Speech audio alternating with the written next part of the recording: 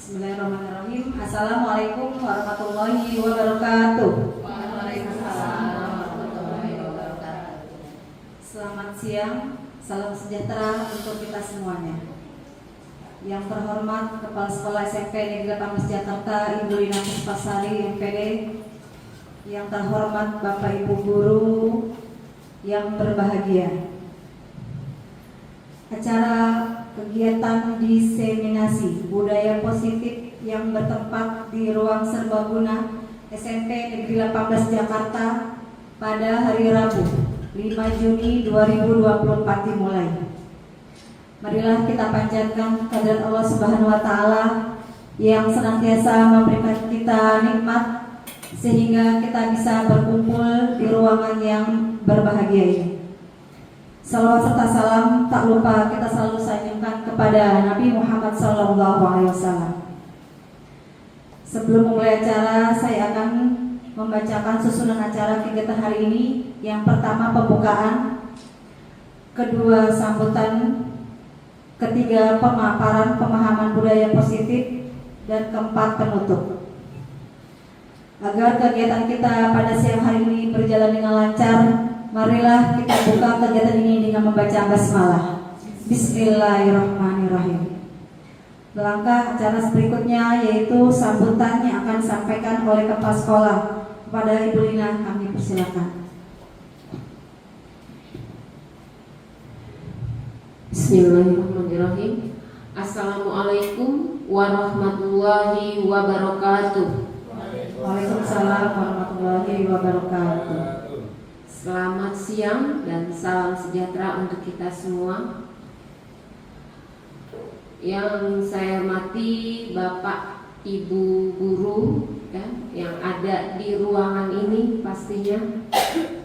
Yang saya hormati di sini Ibu Indri ya, selaku fasil dari CGP ya, angkatan ke-10 ya, untuk Kabupaten Gunung Kidul ya Bu ya. Kemudian yang saya hormati pastinya kedua CGP yang akan memaparkan materi kali ini ya. Alhamdulillah, puji serta syukur senantiasa kita panjatkan kehadirat Allah Subhanahu wa taala, di mana di siang hari ini kita masih dipertemukan di ruangan ini dalam keadaan sehat walafiat ya. Salawat serta salam tak lupa kita aturkan pada junjungan kita Nabi Muhammad SAW beserta para pengikutnya, dan semoga kita semua senantiasa diberi syafaat ya sampai akhir nanti pastinya. Bapak Ibu ya, pada kesempatan kali ini ya, saya sedikit memberikan ya sambutan pastinya tentang diseminasi budaya positif. Diseminasi budaya positif memang mulai populer 2 tahun terakhir ini ya. Kalau dulu itu adanya yang namanya sanksi ya kan, larangan, maupun ada tata tertib ya, misalnya dari sekolah itu ada di tiap-tiap kelas ada tata tertibnya, ada kesepakatannya bagaimana. Nah, sekarang diganti namanya melalui mungkin kurikulum merdeka ini ya. Sejak kurikulum merdeka itu tidak ada lagi yang namanya sanksi, tidak ada lagi yang namanya larangan ya, tapi adanya adalah budaya positif. Kalau yang namanya budaya positif, budaya berarti pembiasaan, ya kan? Pembiasaan ya.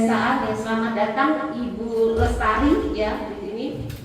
Nah, di sini nanti Ibu Lestari yang akan membersamai Bapak Ibu, karena saya sendiri sebenarnya ini ada Zoom sebentar lagi diwakilkan dulu oleh Bu Anita sebentar. Nah, di budaya positif ini ya, budaya tadi adalah budaya itu adalah pembiasaan positif. Kalau pembiasaan berarti harus disepakati bersama. Untuk itu nanti yang paling ya mengerti, paham, ini nanti kedua CGP ini ya yang akan memaparkan ya. Mudah-mudahan dari diseminasi ini ya kita semua yang hadir yang ada di sini bisa ya mempraktekannya, melaksanakannya pada saat kita mengajar di kelas. Tujuannya adalah itu. Semuanya ada diseminasinya. Karena kayak sekarang kan, tidak semuanya bisa hadir karena kesibukannya ya kesibukannya banyak ya. Nah, untuk itu perlu diseminasi. Jadi nanti Bapak Ibu mendiseminasikan lagi kepada siswa ya. Begitu terus ya, mudah-mudahan dengan cara seperti ini budaya positif akan ya membudaya di SMP Negeri 18 sehingga tidak ada lagi yang namanya 3 dosa besar ya kan dalam dunia pendidikan. Itu apa itu 3 dosa besar? Tidak ada lagi itu yang namanya kekerasan seksual, kemudian apalagi kemarin bullying ya. Pokoknya itu tidak ada lagi karena semuanya adalah sudah menerapkan budaya positif ya. Jadi kalau sekarang tidak ada kalimat perintah ya, nggak boleh kan kalimat perintah, tapi harus dari kesadaran, kesepakatan yang jangan membuang sampah sembarangan, nggak boleh lagi kan, tapi buanglah sampah pada tempatnya ya. Jadi itu mungkin ya sedikit saya ya sekilas saya paham karena saya ya belajarnya ini 2 tahun terakhir ini budaya positif ya. Mudah-mudahan Bapak Ibu terutama yang hadir di sini bisa nanti menerapkannya pada proses pembelajaran selanjutnya. Mungkin itu saja dari saya, lebih kurangnya saya mohon maaf, dan sebelumnya saya minta maaf tidak bisa membersamai sampai akhir ya. Wassalamualaikum warahmatullahi wabarakatuh. Waalaikumsalam warahmatullahi wabarakatuh. Terima kasih pada Ibu Lina yang telah memberikan dukungan kepada kami, yang selalu memotivasi kami dalam menjalani pendidikan calon guru penggerak pada angkatan sekarang ini. Melangkah acara berikutnya yaitu diseminasi budaya positif yang pada hari ini yang akan melakukan pemaparan adalah kami berdua. Ya, sebelumnya tadi terlewat yang saya hormati juga ada Ibu Litri sini ya, fasilitator dari Gunung Kidul. Nanti mohon dibantu ya Bu. Untuk memulai acara ini saya punya pantun. Nanti bilang cakep ya. Masak nasi pakai sambal mata, cakep. Dimasak dengan bambu, cakep. Salam hangat dari kami berdua CGP Angkatan 10, cakep. Salam dan bahagia Bapak Ibu guru hebat semuanya. Pada hari ini saya ucapkan terima kasih atas kehadirannya dan mau mendengarkan berbagi kegiatan baik ini. Sebelumnya saya mau menginformasikan bahwa kami berdua di sini bukan ingin mengajarkan, tetapi hanya ingin berbagi pengalaman yang sudah kami dapati, modul-modul ilmu-ilmu yang kami dapati pada modul 1. Pelaksanaan diseminasi ini adalah salah satu tugas untuk memenuhi tugas pada modul 1.4 tentang budaya positif, yang kami harus menyebarkan pemahaman dan penerapan pengalaman kami setelah mendapatkan pemahaman-pemahaman dan ilmu-ilmu mengenai budaya positif melalui fasilitator kami, melalui rukol, melalui diskusi-diskusi dan tugas-tugas lainnya. Saya perkenalkan dulu, ini adalah fasilitator dari Ibu Tuti CGP yang hari ini juga melakukan pemaparan, dan Bu pengajar praktiknya Bapak Umar Yadi. dan fasilitatornya Pak Arif Pratewindio.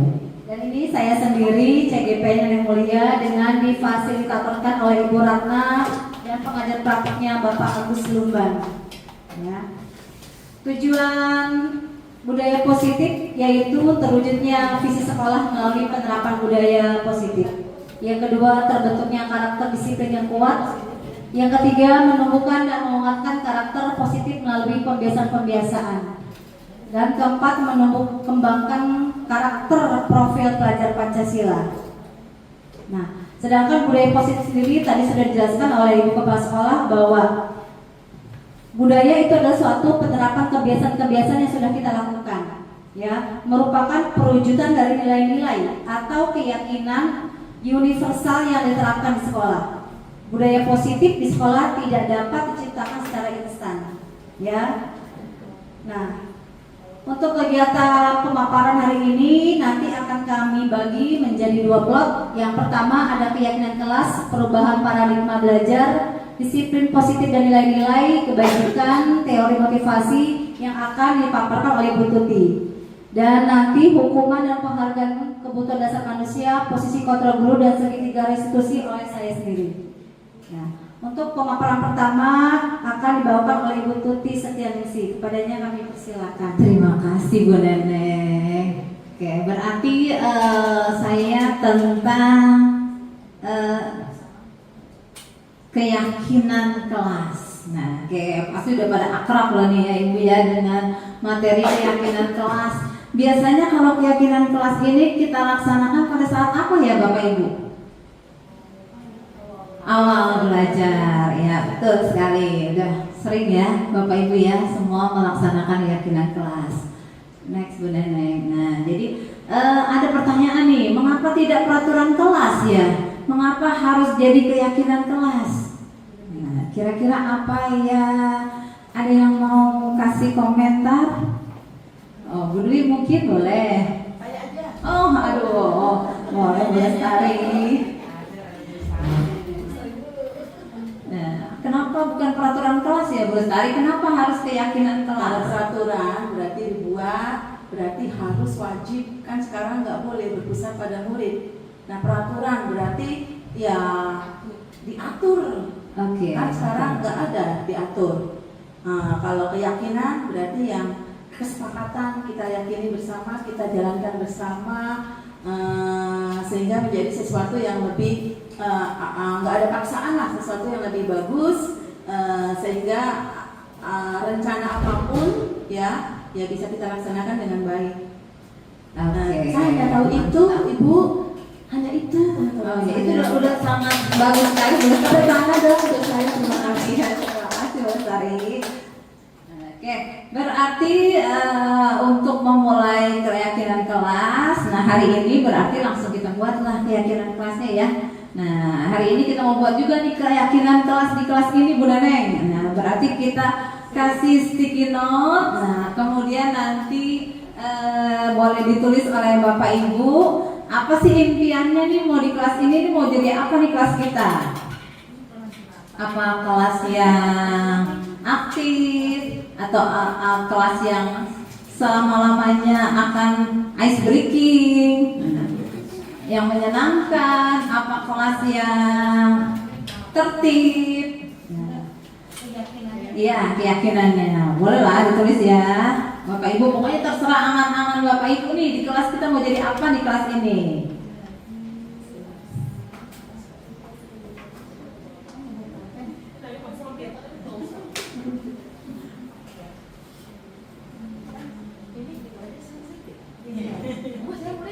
Ya iya dong. Berarti pikiran murid, pikiran murid. Iya, pikirannya murid. Ceritanya Bu Lestari murid dan saya adalah gurunya Bu Lestari.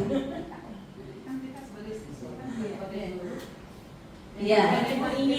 Sebagai ya, pokoknya yang kita inginkan di kelas ini. Berarti Bapak Ibu boleh banyak. Boleh banyak, Yuyum boleh. Berarti aku manggilnya bukan Bu Yum ya, Yuyum. Panggil Bu Lestari, berarti saya Lestari, maju sini gitu ya. Nggak boleh, itu berarti bukan budaya itu namanya. atau mau kita tempel satu-satu ya? Oke. Siapa yang sudah boleh langsung tempel ke depan? Biar bergerak, kita bergerak, jangan diam aja. Sekalian dibaca dong ya. Nah, oke. Bu Mumtazah, berarti apa Bu Mumtazah? Coba dibacakan.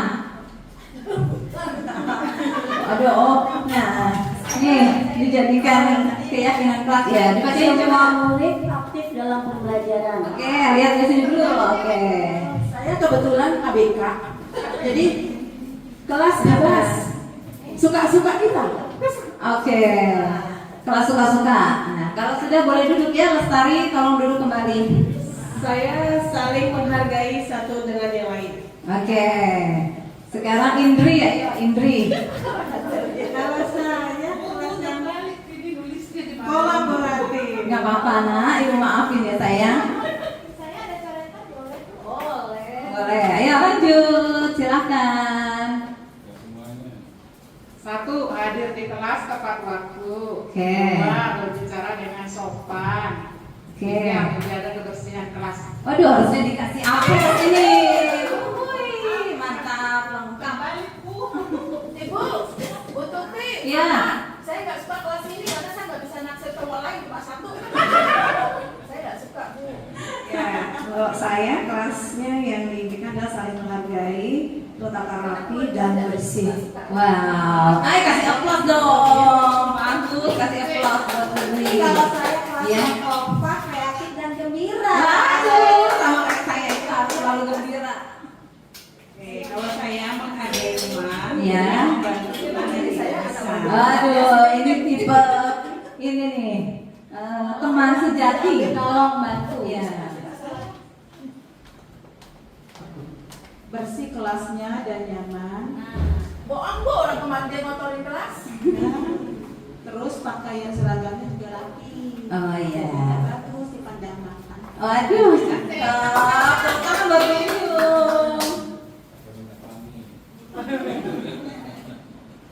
Biar wangi. Udah ya, berarti sudah Bu Neneng, kita sudah dapat ini impian-impian kelas ini.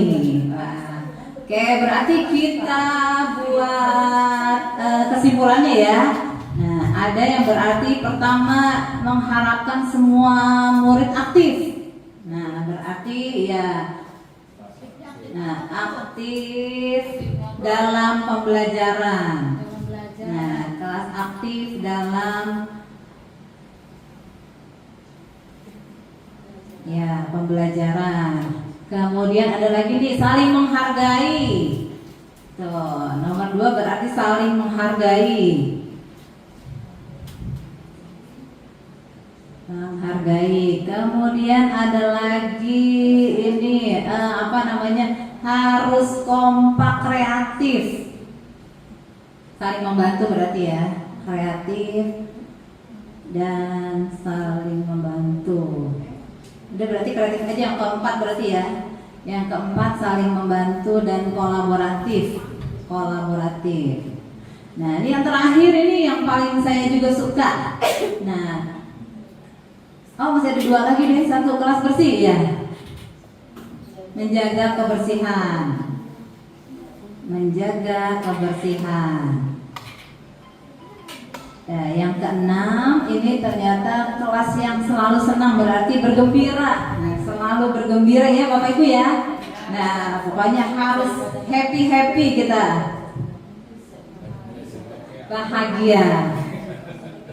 Pokoknya harus senang Pak Agus. Ya sehat, kalau senang sehat ya. Berarti coba mau dibacakan oleh siapa ya? Siapa yang mau membacakannya nih?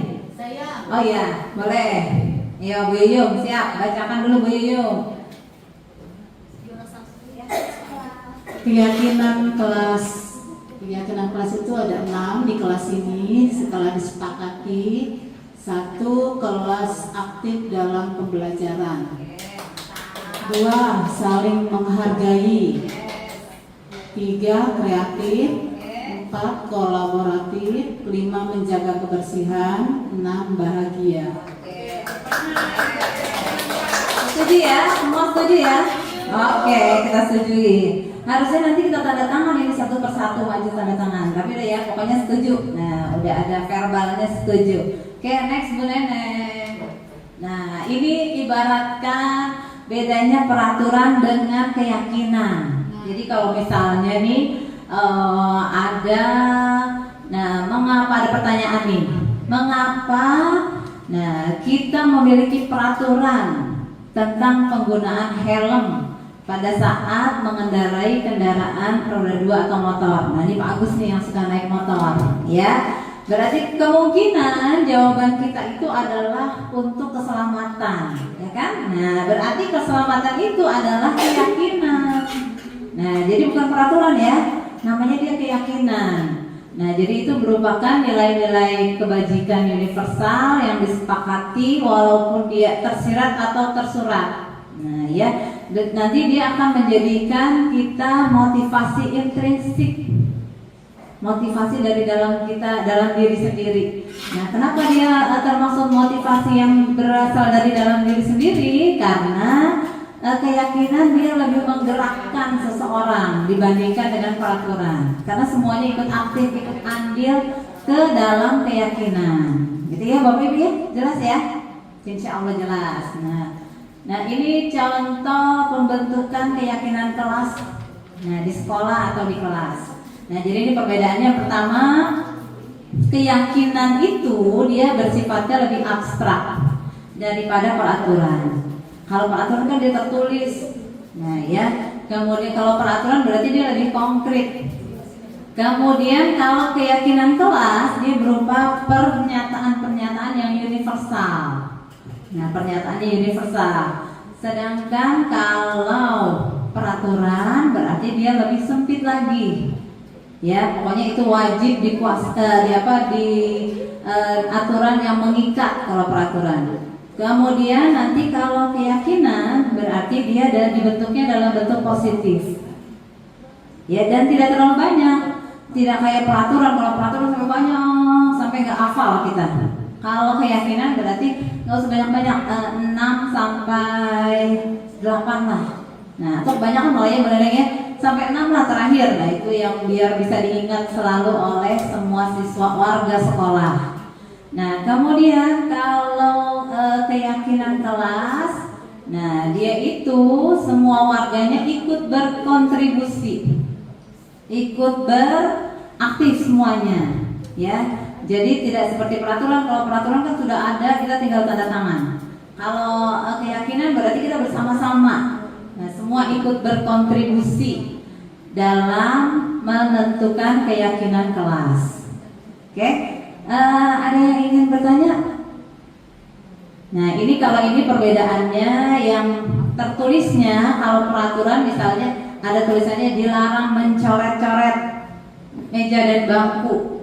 Kalau keyakinannya berarti menjaga kebersihan meja dan bangku. Ya nanti kalau buat keyakinan di kelas berarti pakai katanya kalimatnya kalimat aktif, positif. Nah ada lagi misalnya peraturan dilarang berkelahi. Nah kalau keyakinan berarti saling menghormati teman.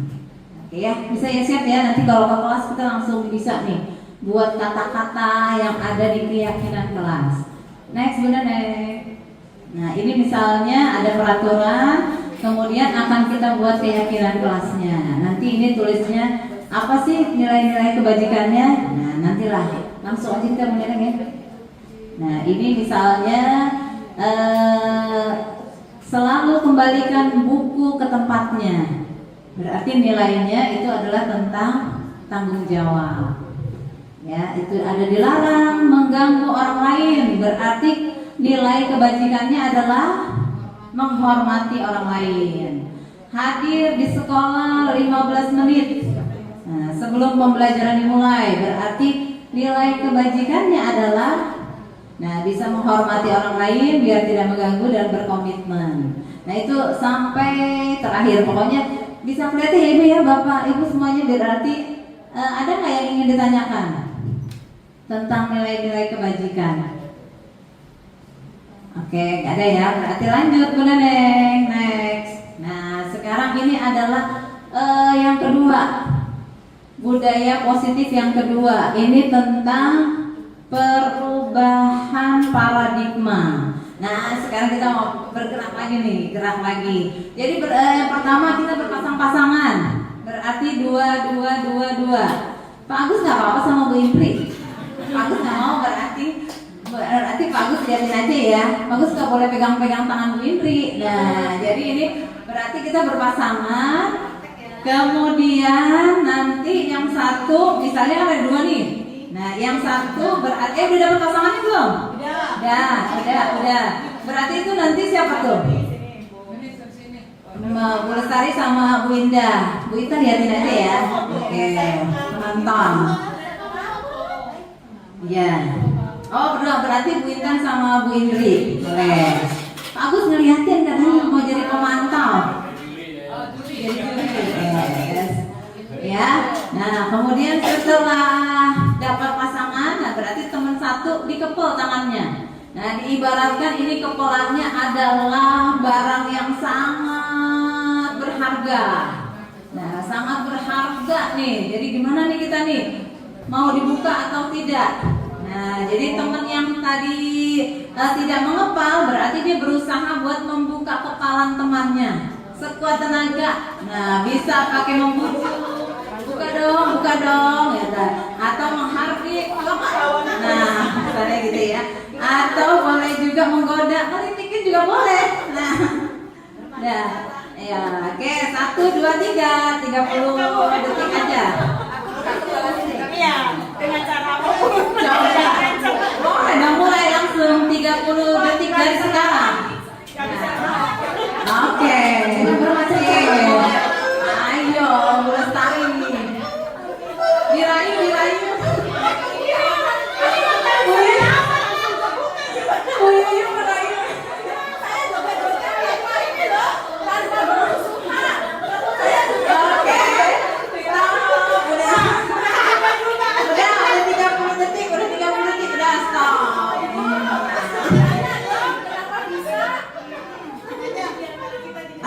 Saya buka, Ibu, saya mau lapor. Oke. Saya buka kepelan tangan saya penuh kasih sayang. Sehingga karena tadi saya yang lucu, saya joget-joget, saya lucu. Kan sekarang harus sesuatu harus menyenangkan, bahagia. Sehingga teman saya nggak kuat lihat saya lucu. Saya nggak paksa, saya nggak pakai kekerasan, tapi sudah rela. Udah langsung dibuka ya? Mau pindah? Dibuka. Ya. Jadi saya bahagia karena saya tadi joget-joget sepuas-puasnya. Sehingga dibuka Ibu ya. Oke. Cakep. Alasan Bu Ida dulu mau membuka. Bu Ida, kenapa Bu Ida mau membuka? Kayaknya nggak berani nih. Iya, sudah lucu begitu kan jadi langsung menyenangkan hati kan jadi berpahala juga. Oke, lagi nih Bu Yuyung. Berhasil ya. Berhasil dekat. Detik-detik terakhir ternyata berhasil. Oh iya. Karena dibutuhkan kemesraan dan kekerasan. Jadi selain mesra dulu nggak dapat, akhirnya saya kerasin. Oh iya. Akhirnya dapat juga lah. Percampuran kelas dan Itu ya. bisa ya. Bisa Bu Intan ya. Coba Bu Intan. Berhasil nggak Bu Intan dibuka tangannya? Berhasil dibuka karena kata-kata Bu Indri itu sungguh menyentuh hati. Waduh. Pelan-pelan, suaranya lembut. Akhirnya dibuka. Akhirnya. Rahasianya. Oh, terbuka dengan suara. Tanpa paksa. Dirayu berarti ya. Oke, sip. Manis sekali lah bahasanya Bu Indri itu. Lembut banget. Soalnya Ibu Fasil jadi begitu. Iya. Saya bilang, tangan saya mau diapain gitu. Iya. Terus mau dijagain. Saya udah menawarkan ini kalau mau buka-buka, kalau mau tapi tetap ditutup. Oh, tetap ditutup ya. Kerjasama. Oke, sip. Berarti langsung ditutup sama guru yang nggak berhasil dibuka. Saya udah menawarkan diri tapi beliau akan tetap. Oh, kekeh. Iya, sip. Tetap kekeh. Alhamdulillah pasangan saya pasrah mau diapain. Jadi ikut aja. Oh gitu, oke deh. Nah berarti tadi udah ada yang next. Nah Berarti tadi udah ada pertanyaannya nih. Berarti siapa tadi yang berhasil ngebuka? Nah, 1 Bu Yum ya. Nah, 3 yang cuma menutup kepala Bu Dwi. Oke. Nah, sekarang pertanyaannya saya nih. Nah, berarti sesungguhnya siapa nih? Siapa yang bisa memegang kendali kontrol membuka dan menutup? Nah, siapa yang memegang kendali ya? Siapa nih? Teman kita apa kita sendiri? Nah, berarti oke, kita sendiri. Berarti yang bisa mengendalikan kontrol diri kita adalah diri sendiri.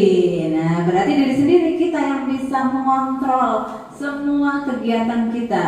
Nah, teman walaupun dia membujuk, nah ada yang berhasil, ada yang enggak, tergantung dari diri kita sendiri. Ya, jadi kita sendiri yang memegang semuanya. Nah, ini ada selama ini ada miskonsepsi.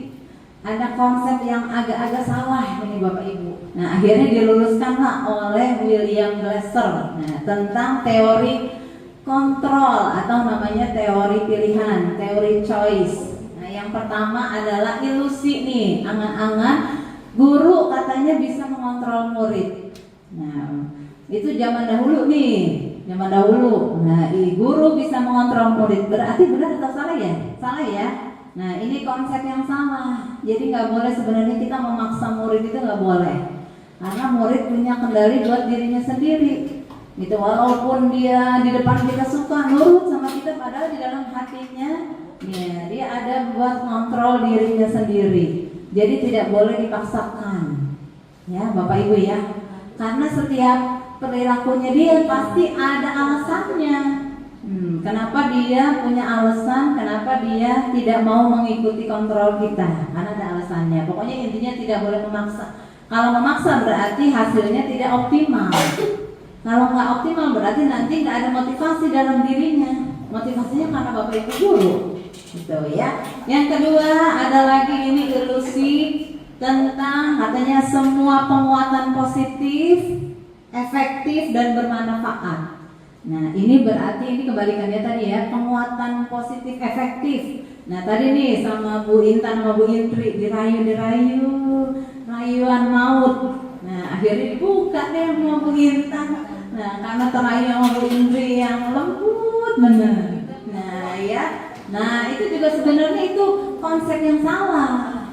Nah, jadi kita nggak boleh membujuk anak sampai ikut ke kita, itu kelihatannya baik ya, tapi nanti ke depannya anak itu jadi tergantung kepada kita. Oh iya ya. Nah, jadi itu tergantung kepada kita akhirnya anaknya. Kalau sudah nggak ada kita, berarti dia jadi bandel lagi, error lagi. Oke, Bang.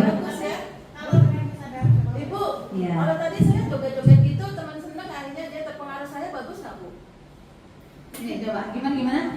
Tadi saya joget-joget kan Iya. gimana caranya? Nah. Saya joget-joget sambil tersenyum, akhirnya teman saya nggak puas, Jadi ikutan ya. ikutan. Nah. Akhirnya ya udah ikutan joget dilepas deh. Gimana tadi, Bu? Nah, kalau ikutnya ke arah yang lebih baik nggak apa-apa, tapi nanti biasanya dia jadi ketergantungan. Kalau dia udah jauh dari Bu Lestari, berarti dia udah nggak mau lagi joget-joget. Nah, jadi belum nggak ada motivasi dari diri sendiri, gitu ya. Nah, oke Bu Indri. Oke. Tujuannya bicara tadi karena supaya tumbuh kesadaran dari Diri sendiri, gitu. Jadi saya lembut itu bukan merayu-rayu, tapi menumbuhkan kesadaran dan ini juga membukanya dengan sukarela, dengan ikhlas, dengan sabar dan memahami oh iya saya harus membuka. Iya. Dari muncul aja. Tapi nanti kalau nggak ada Bu Indri nggak muncul. Udah sadar, jadi muncul. Oh udah sadar. Oh iya. Kalau udah sampai ketemu kesadaran baru benar. Oke. Iya. Oh gitu. Oke ya. Oke. Ini tadi berarti ya. Berarti bujukan juga belum tentu bagus. Ya. Bujukan juga nggak begitu bagus. Jadi misalnya nih, ini ada murid si Evan. Waktu sama Bu Dwi dia tuh nurut, anaknya nurut karena dibujuk mulu sama Bu Dwi, dikasih motivasi. Setelah Bu ada yang naik ke kelas yang lebih tinggi, ketemu wali kelasnya yang nggak ada pedulinya, akhirnya dibandel lagi. Nah, itu berarti jadi dia tergantung, ya. Iya. Pentingnya memahami Oke, kebutuhan anak ya, Bindri, betul. Perlu memahami, aduh mantap nih. Nah,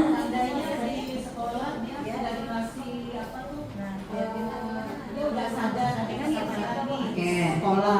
Ternyata di rumah beda lagi Iya, gitu. tumpul lagi berarti ya, tumpul lagi. Biasanya kan suka berbeda tuh, itu bagaimana tuh? Nah, itu dia, harus ada kolaborasi antara guru dengan orang tua. Nggak bisa kita cuma satu pihak ya. Kalau perlu semuanya kita ajak bareng-bareng buat menumbuh kembangkan peserta didik kita. Gitu, oke. Kemudian ada lagi nih, ilusi apa lagi nih? Oh, ilusi bahwa kritik, katanya nih kalau mengkritik tuh atau membuat orang merasa bersalah. Jadi dikritik tuh dikritik atau misalnya diintimidasi sampai orang yang itu membuat salah, itu bisa menguatkan karakter. Nah, itu juga konsep yang salah. Jadi nggak apa-apa nih saya marah-marahin deh biar anaknya jadi kuat. Jadi dia punya kekuatan mental. Nah, itu juga nggak baik sebenarnya. Karena kenapa nggak baik? Nanti dia anak itu jadi menciptakan karakter anak yang negatif. Nah, jadi nggak stabil ininya. Ya, jadi dia punya karakternya yang negatif. Nah, jadi dia merasa selalu bersalah. Kayaknya diri saya ini buruk banget gitu. Jadi itu sampai nanti bisa menjadi karakter. Nah, itu yang bahaya. Makanya nggak boleh, Bu, ya. Pokoknya kita nggak boleh nih mengkritik orang, misalnya sampai anak misalnya. Nah, misalnya anaknya kita kritik sampai dia ini bener ya. Ketemu juga nggak boleh, sama. Teman kan juga sama, ya.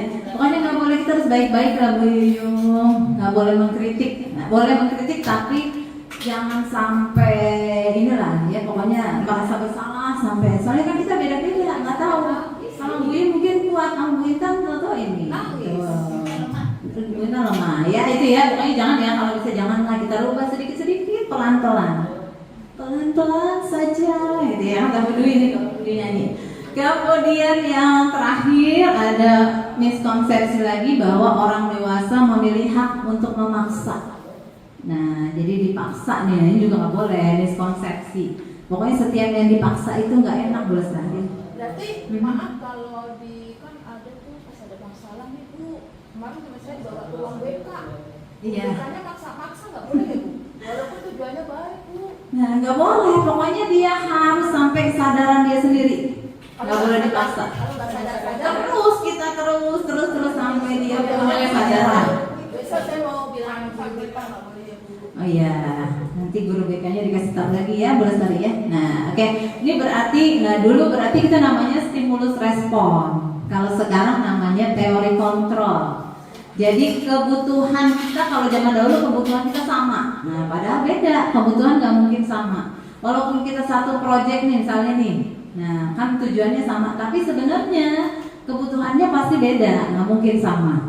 Ya, walaupun kelihatannya sama, pasti di hatinya ada perbedaan. Kemudian semua orang bisa lihat hal yang sama. Nah, ini sebenarnya tidak. Jadi semua orang melihat sesuatu itu dengan gambaran yang berbeda. Kemudian bisa mengubah pandangan orang biar sama seperti kita. Nah, itu tidak boleh juga. Yang benar adalah bahwa kita harus berusaha memahami orang lain tentang dunia. Jadi bukan langsung memaksakan. Nah, perilaku buruk, nah itu biasanya kalau kita kan sekarang dilihatnya kesalahan ya. Oh, ini bandel nih, berarti salah. Nah, padahal semua perilaku itu berarti dia ada alasannya. Nah, pasti ada alasan. Misalnya dia telat dulu, kita udah marah-marah nih, Bu Neneng udah marah-marah.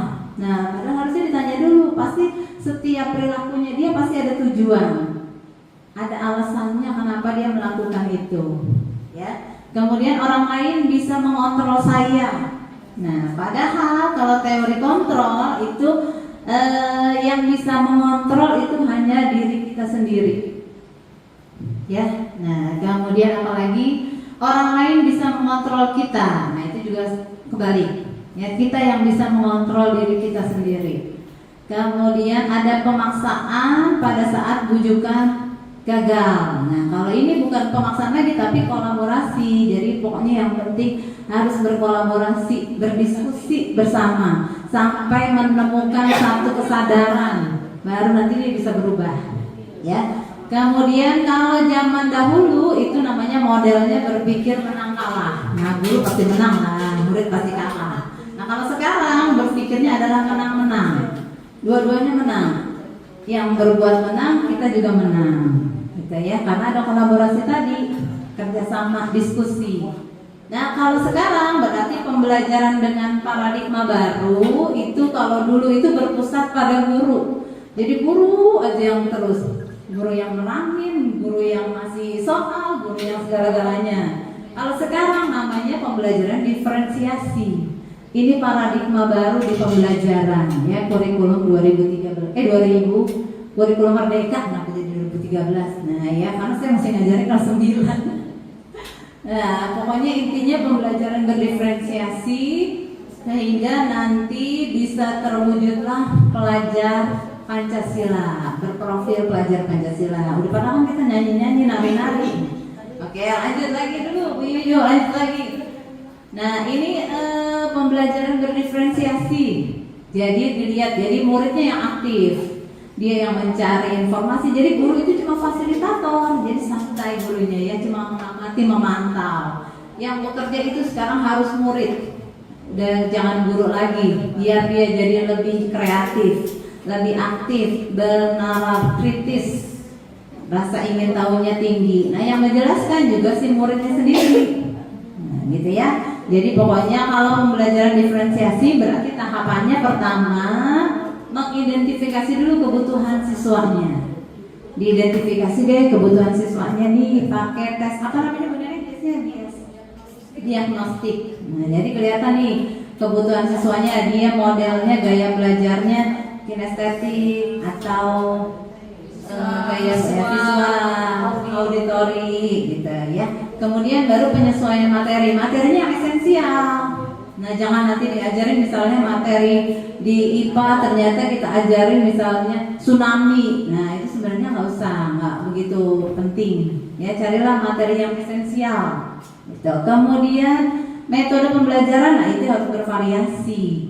Nah, ini baru tugasnya guru nih, mau metodenya apa.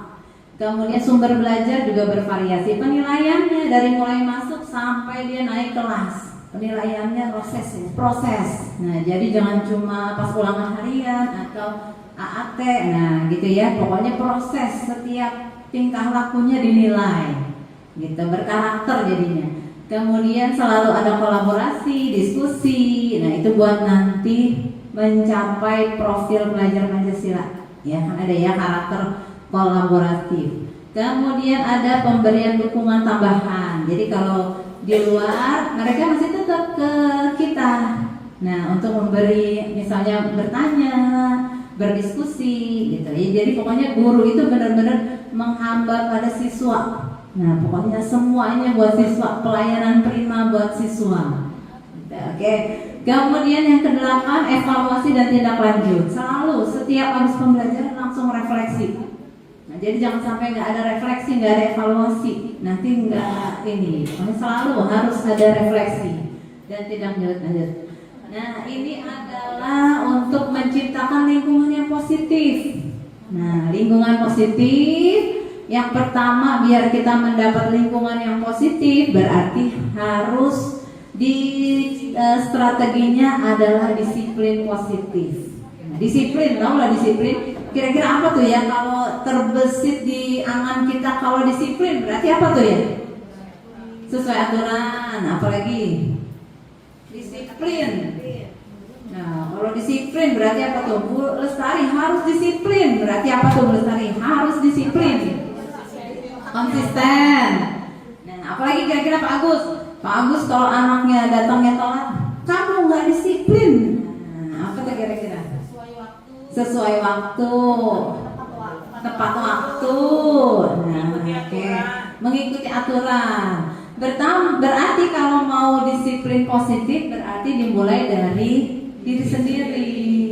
Harus disiplin dulu juga, ini gurunya yang pertama. Ya, tadi udah ya disiplin. Iya, boleh. Selanjutnya boleh nanya nggak? Boleh, buat anak kesayangan masa nggak boleh? Cuma ini Ibu, maaf saya tadi kurang paham. Guru menghamba pada siswa sih Bu? Menghamba. Maaf ya Bu. Iya. Nah, guru itu menghamba pada siswa. Nah, berarti apa artinya menghamba? Nah, menghamba itu berarti semua pembelajaran itu berpusat pada siswa. Iya. Jadi kita jadi berpusat, pokoknya semua siswa, apa-apa semua untuk siswa. Nah, kegiatan sini buat siswa, pokoknya semua ya. Kayak kita mencintai pencipta. Nah, jadi iya menghamba harus. Nah, itu pokoknya menghamba berarti kita memberikan untuk murid itu benar-benar kekuasaan, kemerdekaan, keistimewaan. Iya, menghamba pada siswa. Nah, itu ada kata-katanya. Apa Bu Indri mau kasih ini komen? Nah, nggak usah. Oke ya, itu kata-kata dari Ki Hajar Dewantara, menghamba pada siswa. Nah, saking dia mencintai siswa sampai dia mau jadi hambanya buat siswa itu. Gitu ya, itu namanya ininya Ki Hajar Dewantara. Kita juga pertama waktu dengar itu langsung kaget nih, menghamba. Kayaknya gimana gitu ya. Kirain kan kita hambanya buat Tuhan, nah, buat Allah. Nah, itu saking benar-benarnya cinta buat murid-murid kita bahasanya. Ya. Iya, bahasanya pemahaman gitu ya. Oke, berarti kalau menurut Ki Hajar Dewantara, nah ini pandangannya sama kayak Diana Gosen. Nah, ini di bukunya Restruction School Discipline. Nah, ini berarti disiplin itu adalah apa Bu Dwi? Coba dibaca Bu Dwi. Disiplin adalah belajar untuk mengontrol diri dan menguasai diri untuk memilih tindakan yang mengacu pada nilai-nilai yang kita hargai agar tercapai tujuan mulia yang diinginkan dan menanamkan motivasi intrinsik. Oke, ya. Kira-kira masih ada yang belum paham nggak nih ya? Artinya disiplin. Berarti disiplin untuk belajar. Nah, disiplin itu artinya belajar, ya. Untuk belajar untuk mengontrol diri kita, untuk menguasai diri kita. Walaupun kita diberi kebebasan, kemerdekaan, tapi kita harus menguasai. Kita harus tahu dulu kemerdekaan teman-teman kita. Gitu ya. Jadi jangan merdeka semerdeka-merdekanya, tapi juga harus mengacu ke nilai-nilai kebajikan. Gitu ya, nilai-nilai kebajikan nanti akan kita pelajari. Buat apa nilai-nilai kebajikannya? Untuk tujuan yang mulia, biar kita menanamkan motivasi intrinsik, jadi motivasi dari dalam diri kita, bukan paksaan lagi, ya, bukan bujukan. Iya, nanti kita lihat di sini. Ya, benar kayak udah ada yang nggak sabar nih mau lihat nilai-nilai kebajikan. Nah, ini tadi ya, ini juga ada pengertiannya disiplin. Berarti dia mengacu ke disiplin diri yang memiliki tanggung jawab. Nah, berarti dia disiplin tanggung jawab, tadi udah ada yang jawab. Nah, ya. Kemudian ada lagi tadi menumbuhkan kesadaran. Itu disiplin sampai menumbuhkan kesadaran. Nah, tujuan kita harus kita luruskan nih Bapak Ibu semua. Berarti tujuan kita sebagai guru adalah menuntun. Tuh, dituntun. Jadi kalau anak yang baru bisa jalan kan dituntun sampai benar-benar gitu. Sampai nggak boleh jatuh, dituntun peserta. Jadi kita menuntun peserta didik yang memiliki disiplin diri dulu, sehingga mereka bisa berperilaku mengacu atau sesuai dengan nilai-nilai kebajikan yang ada di lingkungan sekitarnya, atau namanya nilai kebajikan universal. Dan juga dari disiplin ini kita biar anak-anak bisa mendapatkan motivasinya dari diri sendiri, gitu ya. Jadi bukan paksaan lagi, bukan bujukan lagi, menuju ke arah perilaku yang lebih baik. Oke ya, bisa ya disiplin ya. Mengendalikan diri, mengontrol. Nah, aduh harusnya jangan dikasih lihat dulu Bu Neneng, kan mau ditanya. Berarti ada apa-apa. Berarti coba dilihat dulu Bu Neneng, langsung lah. Berarti ini ya. Nah, ini nilai-nilai disiplin positif yang ada di 18. Nah, itu kayaknya ada Bu Yuyung di situ ya. Nah, berarti sudah memberikan contoh sikap positif kepada peserta didik. Jadi nanti kita sudah memberikan sikap positif. Ada lagi pembiasaan nih, disiplin juga. Ya, pembiasaan. Apalagi kira-kira, jangan buka dulu Bu Neneng. Kita lihat coba. Ikut nggak ini pembiasaan di sehari-hari? Nah, apalagi kira-kira ya? Masih ingat nggak? Ini baru hari Senin nih. Literasi. Literasi, ya. Disiplin apa berarti deh? Piket. Nah, apalagi? Menyambut siswa. Menyambut siswa, sudah. Apalagi? Itu kalau pulang meyakinkan bahwa anak-anak sudah pada pulang. Oh ya, memastikan. Nah, apalagi kira-kira? Jaga kebersihan. Menjaga kebersihan. Berarti kegiatannya apa tuh biasanya ya menjaga kebersihan? Nyapu. Nah, piket kelas. Nah, gitu ya. Apalagi coba bener yang kita lihat coba. Boleh lah dibuka. Nah, ini dia. Ada proyek kita nih. Stop bullying.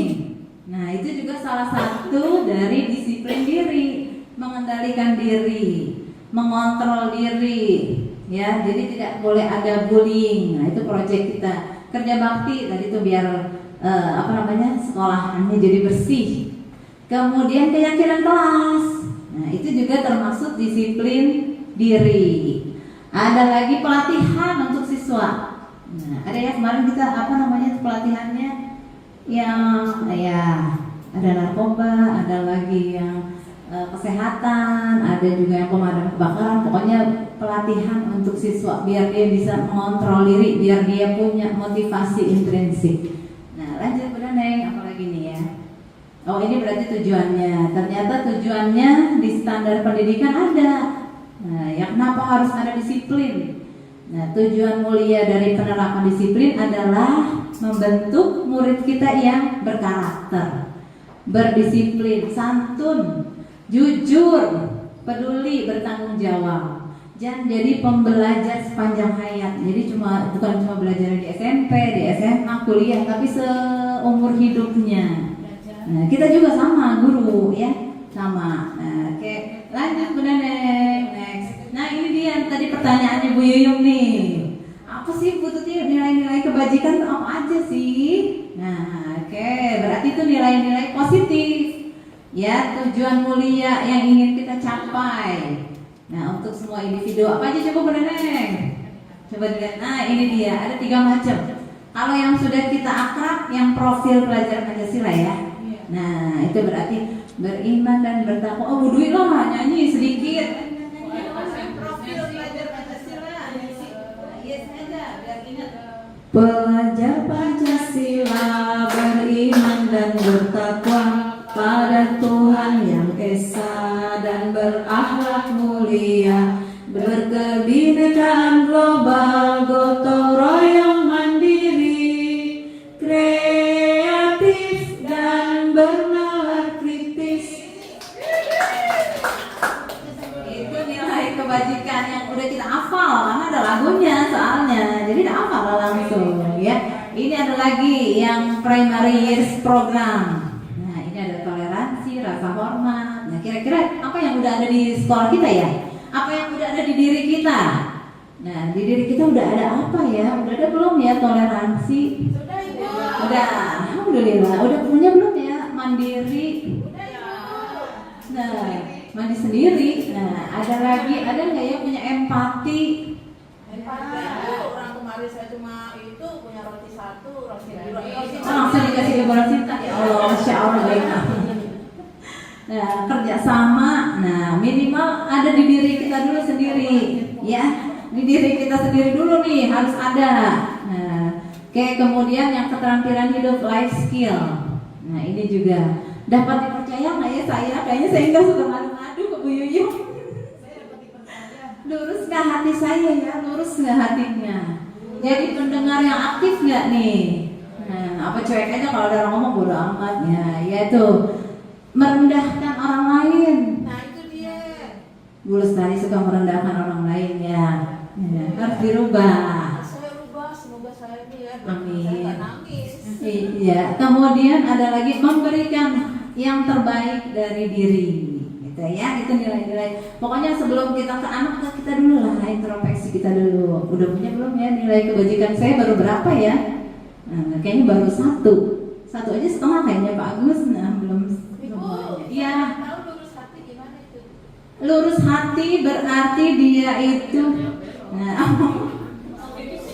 nawaitunya yang jelas. Nah, niatnya yang jelas nih. Kita niatnya ke sekolah buat mengajar. Nah, tahu-tahu ada godaan. Oh, Bu Yuyun, Tanah Abang yuk. Nah, jadi belok deh tuh hatinya nggak jadi lurus. Nah, jadi harus luruskan dulu, ngajar dulu nomor 1. Kita aja begitu ya, Bu Neneng, Bu Dwi, kalau misalnya CGP ada Zoom sambil di kelas kayak Bu Dwi ini yang masih ngajar di kelas. Enggak, Bu Dwi. Jadi Bu Dwi sampai anaknya suruh dikerjain tugas, pokoknya sampai bisa lah fokus ya. Nah, itu meluruskan. Oh, kalau udah selesai boleh, jangan pas jam pelajaran gitu ya. Soalnya gitu, ya nggak boleh, harus lurus, hatinya lurus. Nah, lanjut Bu Neneng, next, udah selesai. Ini standarnya. Nah, ini buat yang pemangku nih, pemangku menciptakan lingkungan positif bagi setiap warga sekolah dan pemangku kepentingan. Nah, ini Bu Lestari nih, perlu saling mendukung, harus mendukung, menghayati, menerapkan nilai-nilai kebajikan yang telah disepakati, menerapkan tujuan mulia. Maka seseorang harus jadi pemimpin pembelajaran. Nah, semua harus jadi pemimpin untuk pembelajarannya. Perlu berjiwa kepemimpinan biar bisa mengembangkan sekolah dengan baik agar terwujud lingkungan budaya sekolah yang sesuai dengan standar pengelolaan. Oke ya, pokoknya harus oke. Oh, ini ada 3 macam motivasi nih.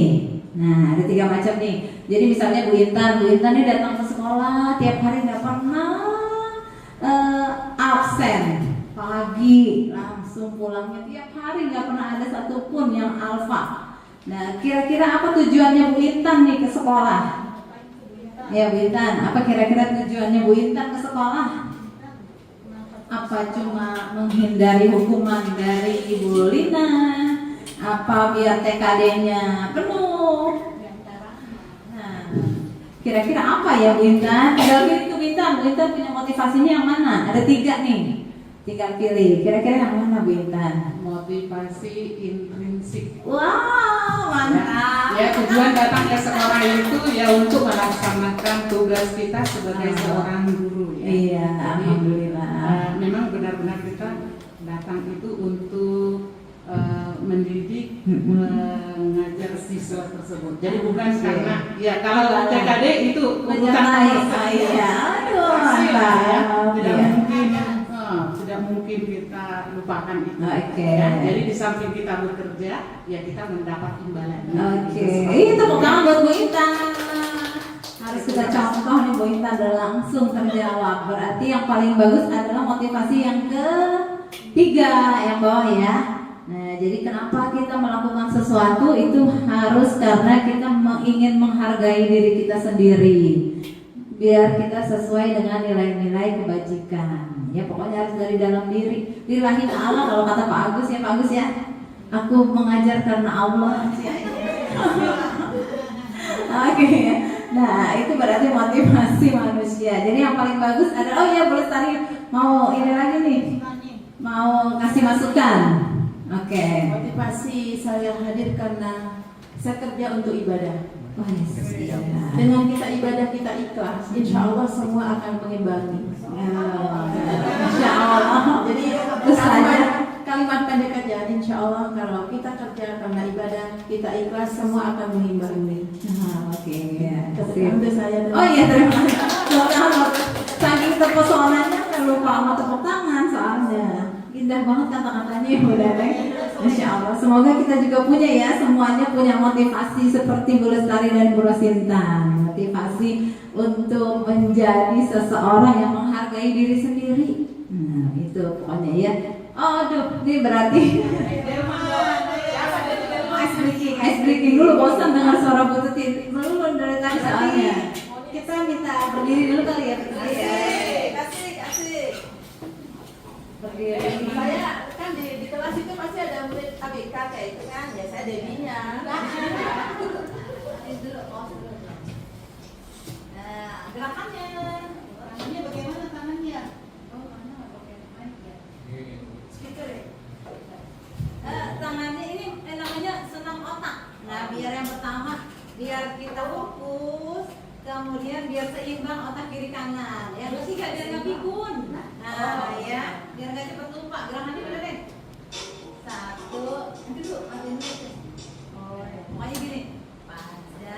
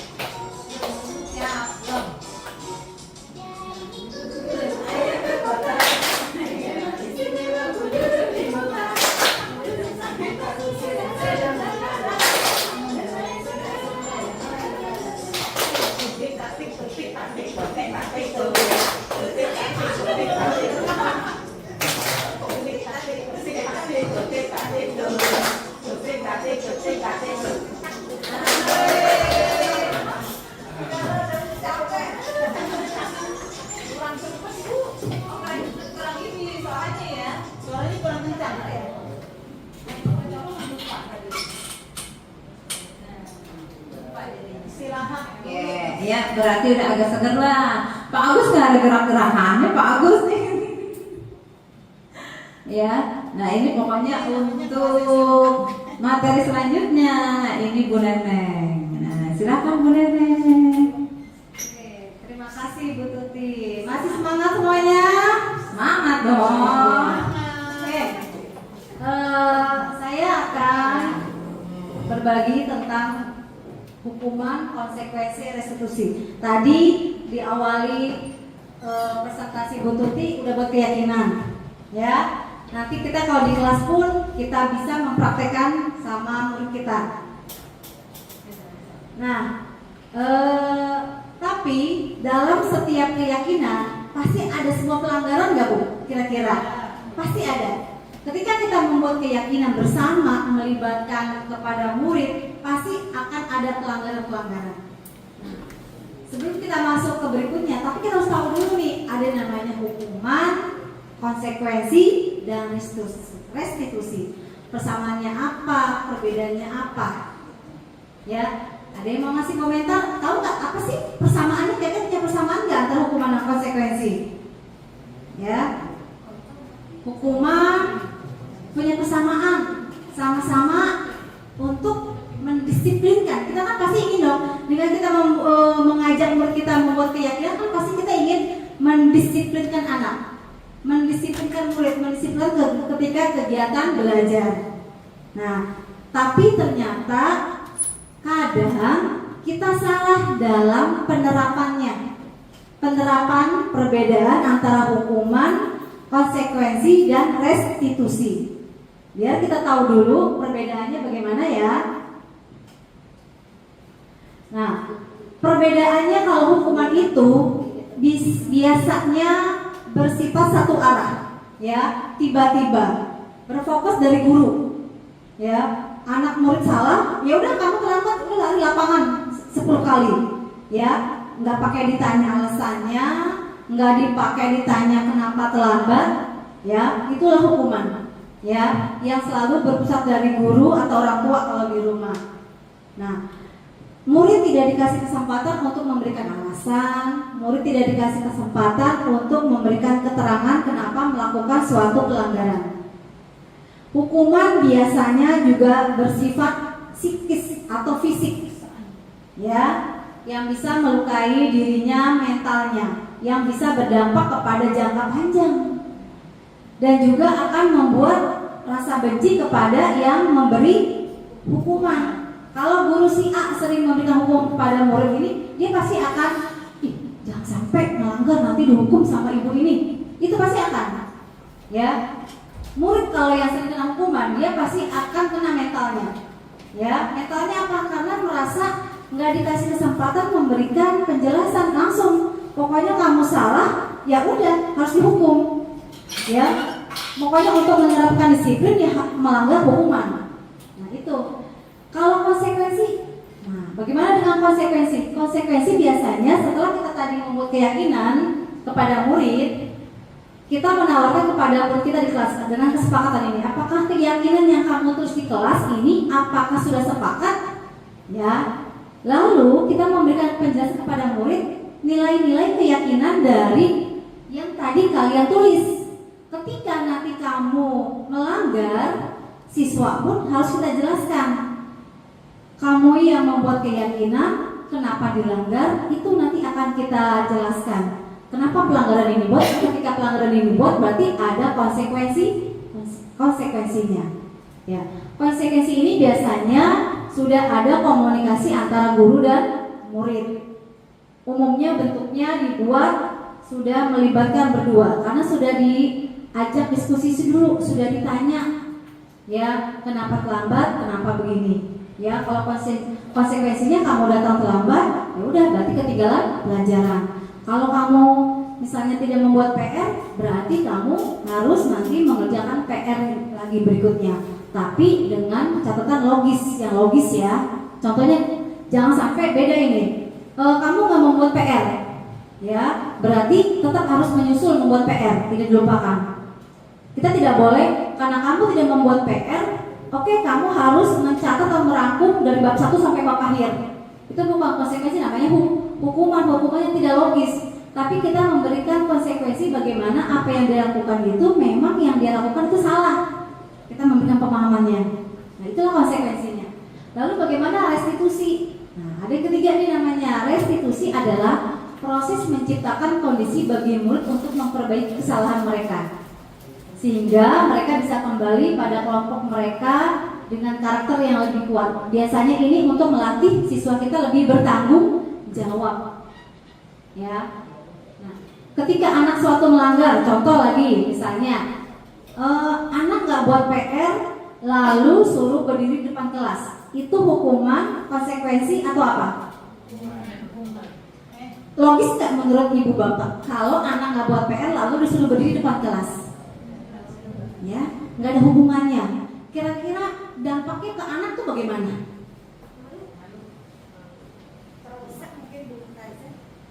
Iya, ketika anak harus tampil di muka kelas karena dia berbuat salah, pastinya itu seperti hukuman sosial ya, karena dia merasa dipermalukan.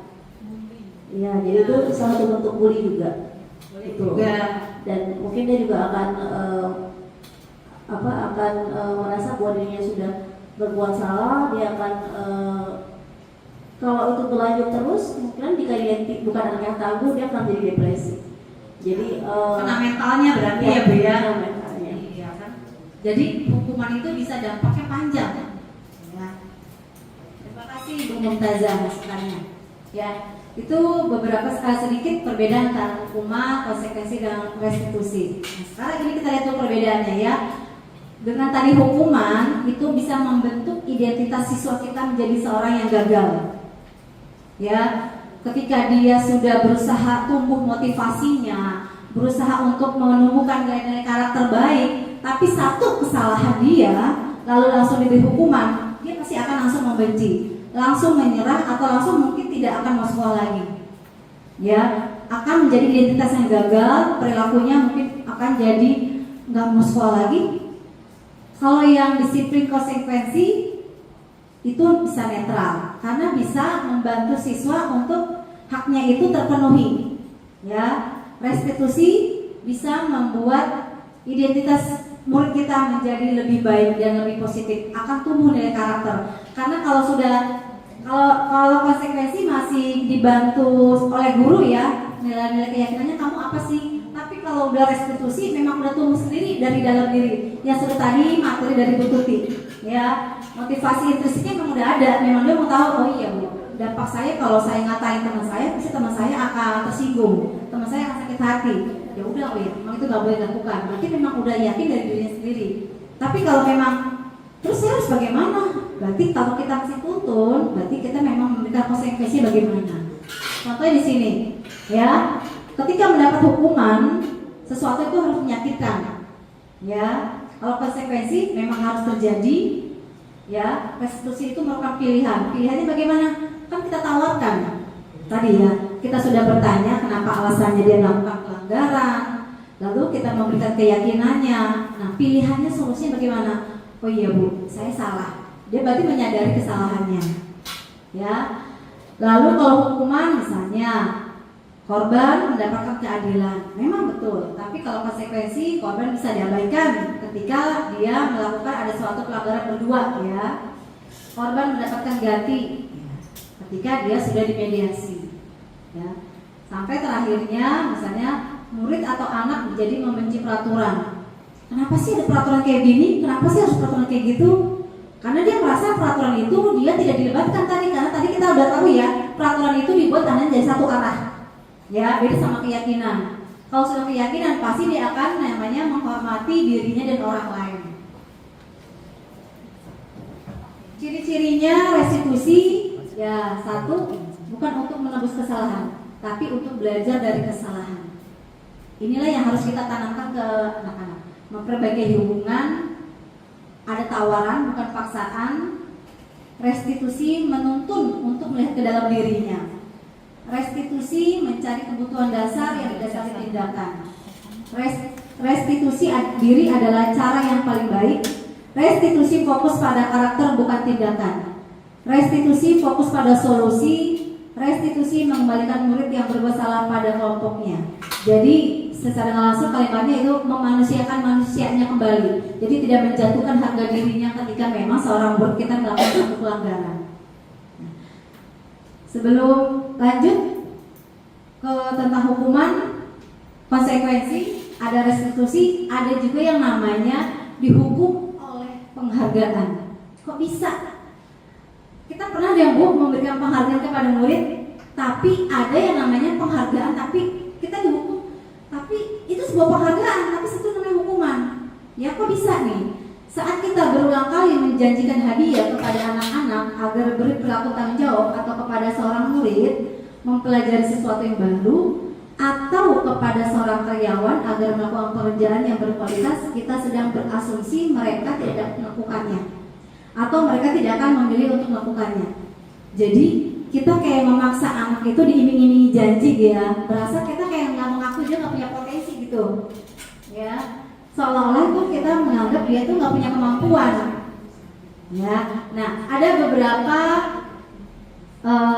macamnya hukuman oleh penghargaan. Satu, ya, ada pengaruh jangka panjang dan jangka pendek, penghargaan tidak efektif, penghargaan merusak hubungan, penghargaan mengurangi ketepatan, penghargaan menurunkan kualitas, penghargaan mematikan kreativitas, penghargaan menghukum motivasi dari dalam diri. Satu-satu akan kita bahas. Ya, kita di sini. Pengaruh jangka panjang dan jangka pendek.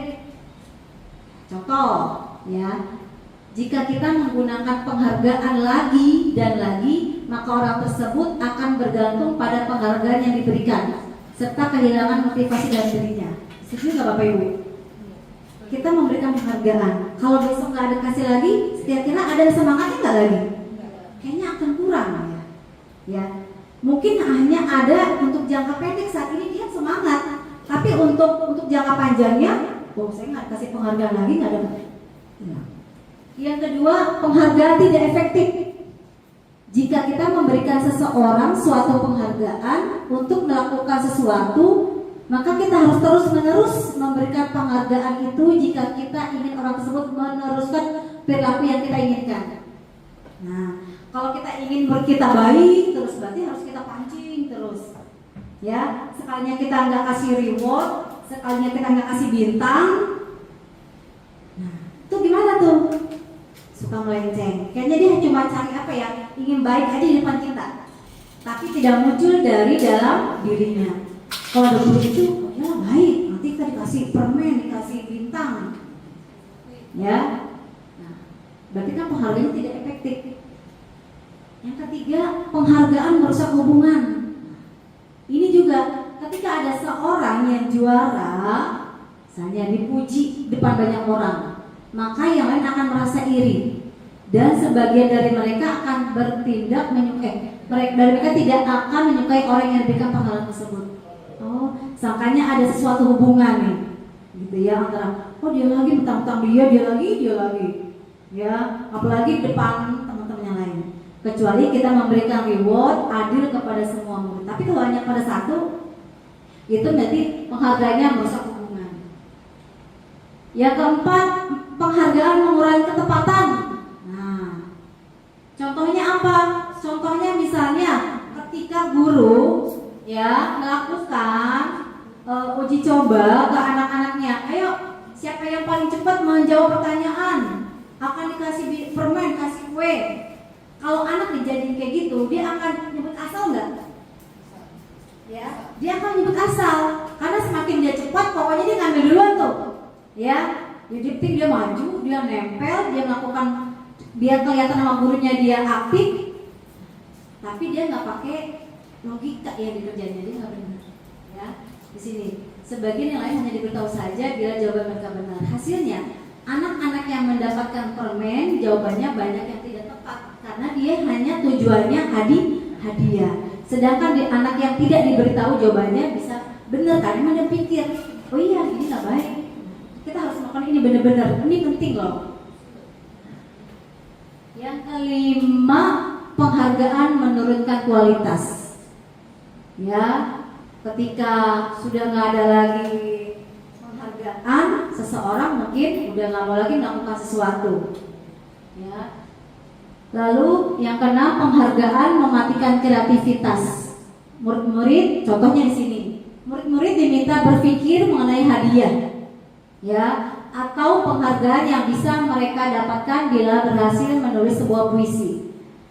Kreativitas kelompok murid ini menjadi berkurang dibandingkan dengan yang tidak diberitahukan tentang hadiah yang bisa mereka terima. Dari yang 6 tadi, penghargaannya bagus nggak Bu? Nggak ada ya? Ya, ternyata dihukum oleh penghargaan atau salah juga. Ternyata penghargaan itu, ya. Terakhir ada lagi penghargaan menghukum dan motivasi dari dalam diri. Nah, penghargaan menghukum nih, ya. Mereka yang tidak mendapatkan apabila nih kita di dalam kelas yang potensial, anak yang biasanya berprestasi, tiba-tiba dia mendapatkan ranking kedua, dia akan merasa paling dihukum karena dia merasanya dia kan pintar, tapi ternyata dia menurun aja prestasinya, ya, penghargaannya merasa paling. Lalu yang ke-8, motivasi dalam diri. Ini sebenarnya bagus, tapi nah, ya, saat seorang anak belajar untuk pertama kali menggabungkan huruf-huruf dan kata-kata serta menyadari bahwa ia dapat membaca, timbul pijar di matanya dan sebuah senyuman di wajahnya. Anak tersebut begitu gembira bahwa ia telah mempelajari dan menguasai suatu keterampilan baru. Kesadaran akan kemampuannya bahwa dia sudah membaca sesungguhnya sudah merupakan sebuah penghargaan. Karena memang dia ingin melakukannya, itu memang dari dalam dirinya. Nah, itu beberapa ciri tadi dihukum oleh penghargaan. Jadi bagaimana kita memberikan penghargaan kepada murid, kita lihat situasinya. Ya, kalau memang tapi gini, ketika ada kejuaraan, perlu nggak kita melakukan perlombaan-perlombaan? Ya, namanya perlombaan kejuaraan pasti ada yang menang, ada yang kalah. Siswa pasti tahu. Tapi kalau kita melakukan kegiatan atau ingin mengadakan suatu pembelajaran, lalu kita cuma kasih reward sewaktu-waktu, motivasinya hanya pada hari itu aja sesaat, ya, tidak berlanjut untuk jangka panjang, jangka pendek. Inilah beberapa dihukum oleh penghargaan, ya. Nah, sekarang kita lihat nih, ya, pemahaman kita nih dari tadi. Tadi ada hukuman, ada konsekuensi, ada restitusi. Kita lihat yang biasa kita lakukan sehari-hari ini mungkin termasuk hukuman atau konsekuensi, ya. Coba Bapak Ibu tolong diketik kahutnya. Berarti pakai HP masing-masing. Oh ya, bawa HP dong. Lalu ini ada pinnya. Ada wifi-nya di sini, lab komputer. Komputer NPSN passwordnya. Coba, mungkin selama ini kita nggak menyadari yang kita lakukan kepada guru kita ini termasuk hukuman atau konsekuensi, ya. Klik dulu apa, kahut ya, ketik ya. Kahut, nanti minta pin, langsung masukkan pinnya. KOOT. Pin. Barcode. Bisa. Kahut, KAH, O-nya 2 T. KAHOOT.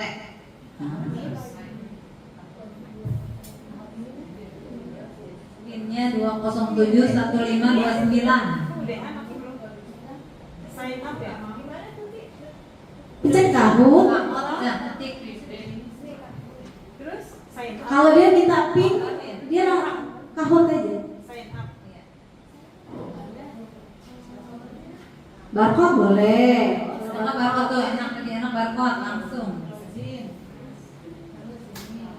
Mas, kalau dia minta pin, ini pinnya. Nanti masuknya jenis akun Anda adalah siswa berarti ya? Siswa.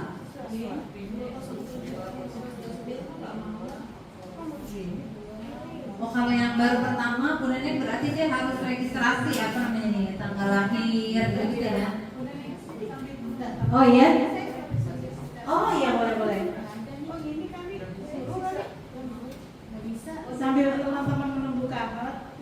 Iya. tentang penghargaan. Iya. Bagaimana kita memberikan penghargaan itu akan berdampak pada siswa. Baru lagi pinnya. Penghargaan itu bisa dengan verbal, ya, berupa apresiasi dan motivasi. Karena bagaimanapun seorang siswa itu perlu dihargai usahanya. Jadi bisa dalam bentuk apresiasi dan motivasi, tetapi yang perlu diingat jangan dijanjikan sebelum dia melakukan. Kalau dijanjikan dia akan merasa seperti yang saya katakan gitu. Tapi kalau setelah dilakukan ternyata dia hasilnya itu bagus, semangat terus, itu juga penghargaan yang maksudnya untuk mengapresiasi usahanya dan memotivasi. Itu aja. Terima kasih. Terima kasih Bu Indri. Ya, saya sepakat dengan Bu Indri bahwa jangan memberikan janji-janji ya sebelum dia melakukan pembentuk hasil yang dilakukannya ya. Tapi ketika dia berhasil, kita perlu memberikan reward dengan sebuah kalimat-kalimat yang memang bisa menumbuhkan, membangkitkan semangat dia ya, gitu ya. Nah, oke, bagaimana teman-teman, udah masuk? Kayaknya ada yang belum bisa di bulan ini. Masih putar. Baru 3 orang yang bergabung di Kahoot. Masuk pinnya 97 978 31, udah 4 orang yang bergabung.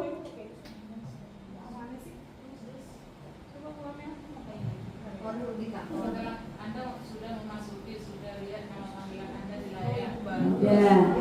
Saya pernah tapi dulu saya penghargaan. Iya. Waktu masih kecil tuh, Iya. saya tuh suruh belajar bahasa Sunda. Iya. Belajar bahasa Sunda, sekeluarga itu sama mama disuruh belajar bahasa Sunda selama seminggu. Iya. Nanti selama seminggu akan dikasih hadiah. Oke. Kita udah seminggu nih belajar bahasa Sunda, dikasih hadiah. Oke. Nah, terus minggu depannya lagi begitu lagi, Oke. terus dikasih hadiah. Lama-lama kan udah dikasih hadiah. Nah, sekarang saya bisa, itu bagaimana? Itu termasuk hukuman atau bukan? Oke, ya. Dari ini pengalaman ya Bu Yuyum ya, kita berbagi. Ketika untuk memulai melakukan sesuatu yang dari awal yang tadi tidak bisa menjadi bisa, dipancing oleh orang tua, dikasih hadiah. Nah, saya kasih tanya dulu nih, ketika dijanjikan hadiah, seneng nggak? Seneng. Ketika hadiahnya nggak ada, bagaimana rasanya? Ya kesel sih, tapi kebetulan mama saya selalu kasih hadiah. Iya. Walaupun bentuknya itu agar-agar. Iya, nggak masalah.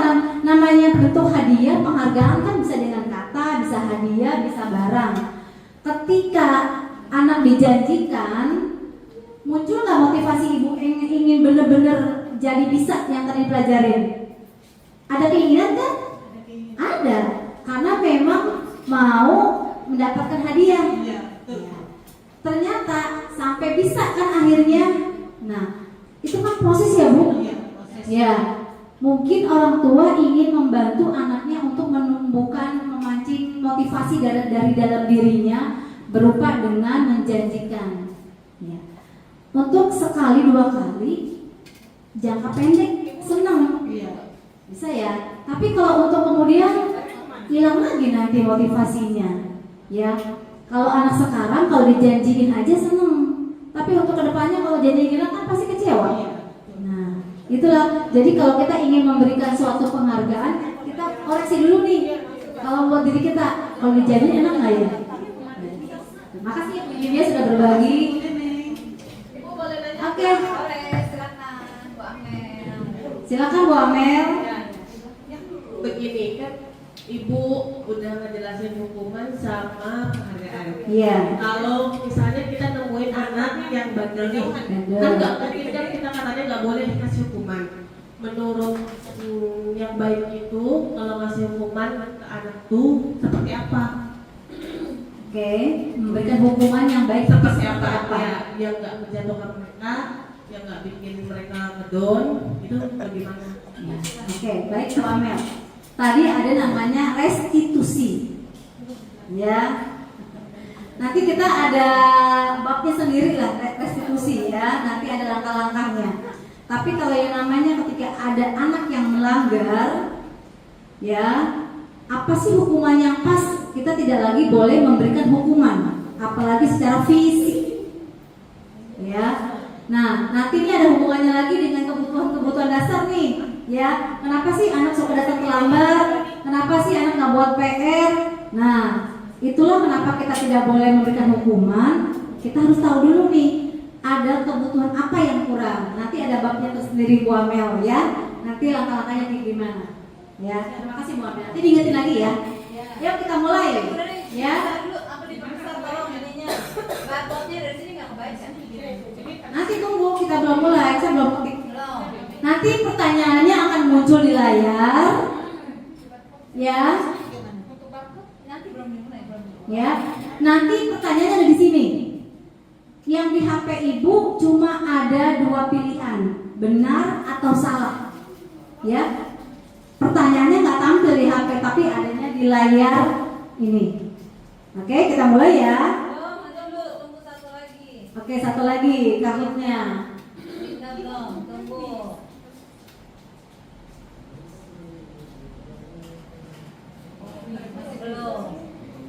Boleh kerjasama nggak? Boleh, kita kan berkolaborasi.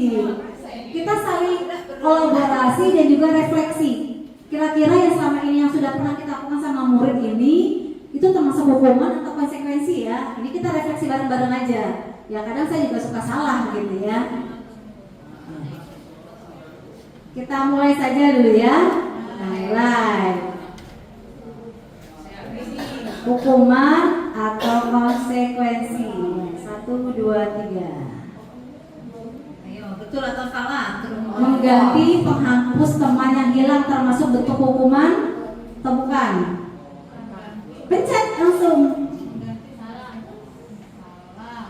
Ketika kita minjem penghapus, Mengganti menghapus teman yang hilang termasuk bentuk hukuman. salah atau betul? Mengganti penghapus teman yang hilang.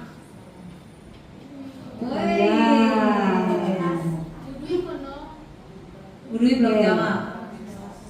Merapikan sapu dan alat pel yang jatuh karena tersenggol saat berlari di jam istirahat termasuk konsekuensi, salah atau betul? Merapikan sapu dan air pel yang jatuh karena Yang 5 tersenggol. jawab betul. Oke. Wow, ini aku ahli siapa nih? Bu Indri jangan-jangan. Oh. Berarti Bu Intan nih. Ya, pertanyaan ketiga. Berdiri di tengah lapangan upacara karena datang terlambat ke sekolah termasuk salah satu bentuk hukuman.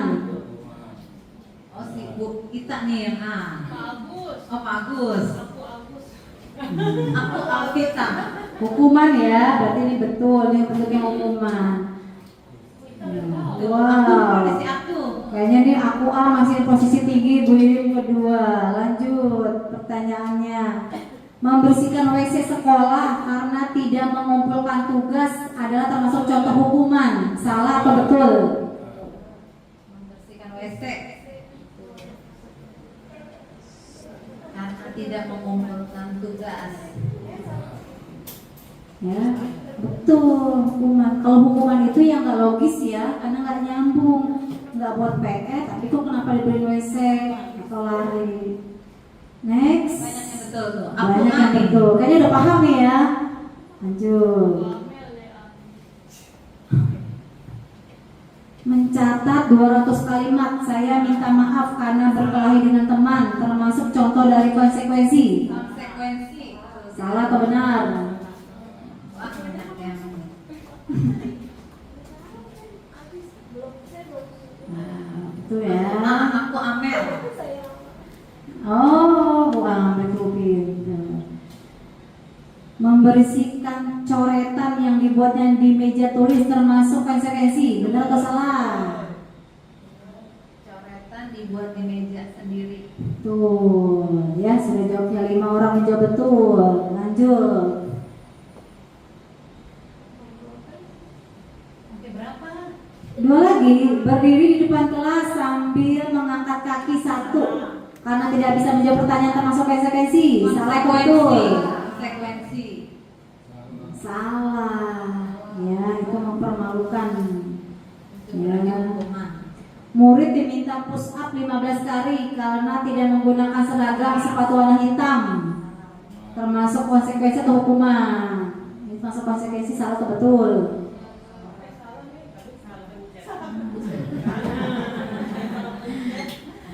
Ya, ya.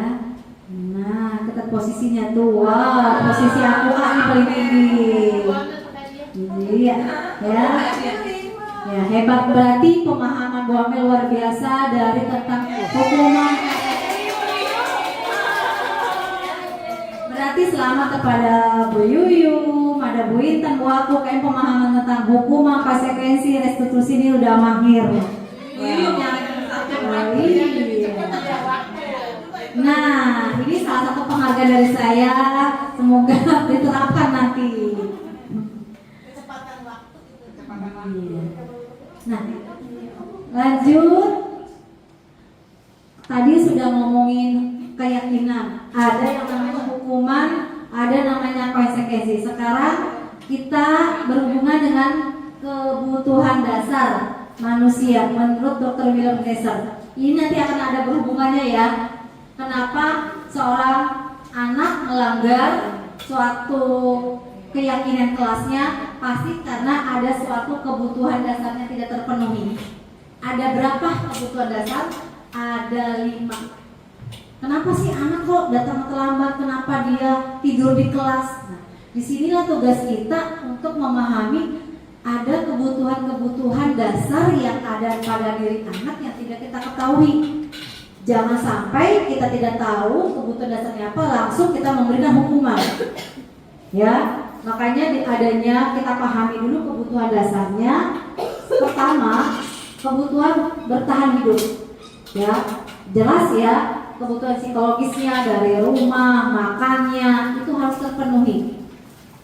Yang nanti bisa terbentuk dari karakter anak di sekolah itu belajarnya pasti bahagia, ceria. Yang kedua, penguasaan atau kebutuhan pengakuan atas kemampuan. Dia itu keinginan untuk dianggap berharga, kekuatan untuk mencapai sesuatu, diakui, pengen didengarkan. Nah, kenapa anak suka melakukan suatu kesalahan? Itu mungkin ada salah satu kemampuannya, nggak didengerin di rumah. Kalau curhat sama orang tua nggak didengerin, kan dia masih cari perhatiannya kepada guru atau teman. Yang ketiga, kesenangan. Ya, kebutuhan untuk mencari kesenangan, dia bermain dan bertawa. Makanya kadang ada anak kalau lagi baca suka ketawa-ketawa atau lagi ngobrol sama teman. Ya, karena gak ada kesempatan lagi di rumah. Ya, dan bagaimana cara kita nanti menegur murid kita yang lagi belajar, enak kok dia ngobrol, nanti dengan cara restitusi. Makanya kita pahami dulu kebutuhannya. Yang keempat, kasih sayang dan rasa diterima. Kebutuhan untuk disayangi dan diterima. Kebutuhan tetap terhubung dengan orang lain, ya, dengan teman, merasa diterima dan kasih sayang. Yang kelima, kebebasan, yaitu ingin bebas, ya, akan pilihan. Anak-anak dengan kebutuhan kebebasan yang tinggi menginginkan pilihan. Mereka perlu banyak bergerak, suka mencoba-coba, tidak terlalu terpengaruh orang lain dan senang mencoba hal baru. Sini, sekarang saya punya satu kasus nih ya Bu, kita lihat sini ya. Bila seseorang tidak bisa mendapatkan kebutuhannya dengan cara yang positif, mereka bisa melanggar peraturan hal yang tidak sesuai dengan nilai kebajikan. Sepakat nggak Bu kayak gini? Ada anak, ya, yang tadi kita pertanyaannya Bu Amel ya tadi ya, ada anak yang melanggar, ucuk-ucuk langsung ngasih hukuman. Kan kita tidak boleh berikan hukuman, tapi salah satunya bagaimana sih supaya kita tahu yang kita berikan itu konsekuensinya bagaimana? Kita harus pahami dulu kebutuhannya. Apabila anak tidak tahu cara mendapatkan kebutuhan yang dia kurang, dia pasti akan melakukan suatu pelanggaran. yang tidak sesuai dengan nilai kebajikan. Ya. Contoh, kita baca yuk ya. Ibu Ambar, wali kelas 2A di SD Pelita Hati, sedang bingung menghadapi ulah salah satu murid di kelasnya. Namanya Doni. Beberapa anak di kelas 2A telah datang padanya dan mengeluhkan Doni yang seringkali meminta bekal makan siang mereka dengan paksa. Jika Anda menghadapi situasi seperti Ibu Ambar, apa yang akan Anda lakukan? Menurut Anda kira-kira apa alasan Doni melakukan hal itu? Ayo silakan. Tadi kita udah ada hukuman, ada konsekuensi, ada 5 kebutuhan tadi, ya. Coba, kalau kita punya murid seperti Doni, kira-kira apa yang akan Pak Agus lakukan? Panggil dulu doninya. Dipanggil dulu Doninya. Ditanya, apalagi? Bawa bekal sendiri enggak? Terus dari rumah makan enggak? Iya, kenapa? Ya, kenapa bawa bekal enggak apa enggak gitu ya? Nah, lalu kira-kira apa alasan Doni nih? Kira-kira? Masa enggak bawa bekal? Coba, mungkin yang ada yang lain bantu. Bu Indri, bagus. Saya menebakkan Pak Agus jawabannya. Tapi satu hal, dipanggilnya jangan di ruang guru. Oke, betul. Jangan memanggil di ruang guru karena dapatnya apa, Bu? Dia akan dipermalukan. Iya. Ya, akan merasa dipermalukan, mentalnya jatuh ya. Jadi face to face dengan pendekatan bahwa kita akan membantu dia menyelesaikan masalah yang dihadapi.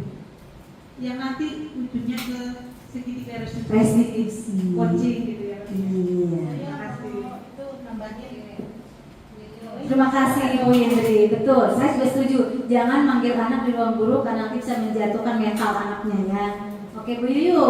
Saya mau menambahkan dari Pak Agus dan Bu Indri, selain Doni dipanggil, Iya. di lain waktu, tempat yang beda atau waktu yang berbeda, teman-temannya juga dipanggil juga. Oke.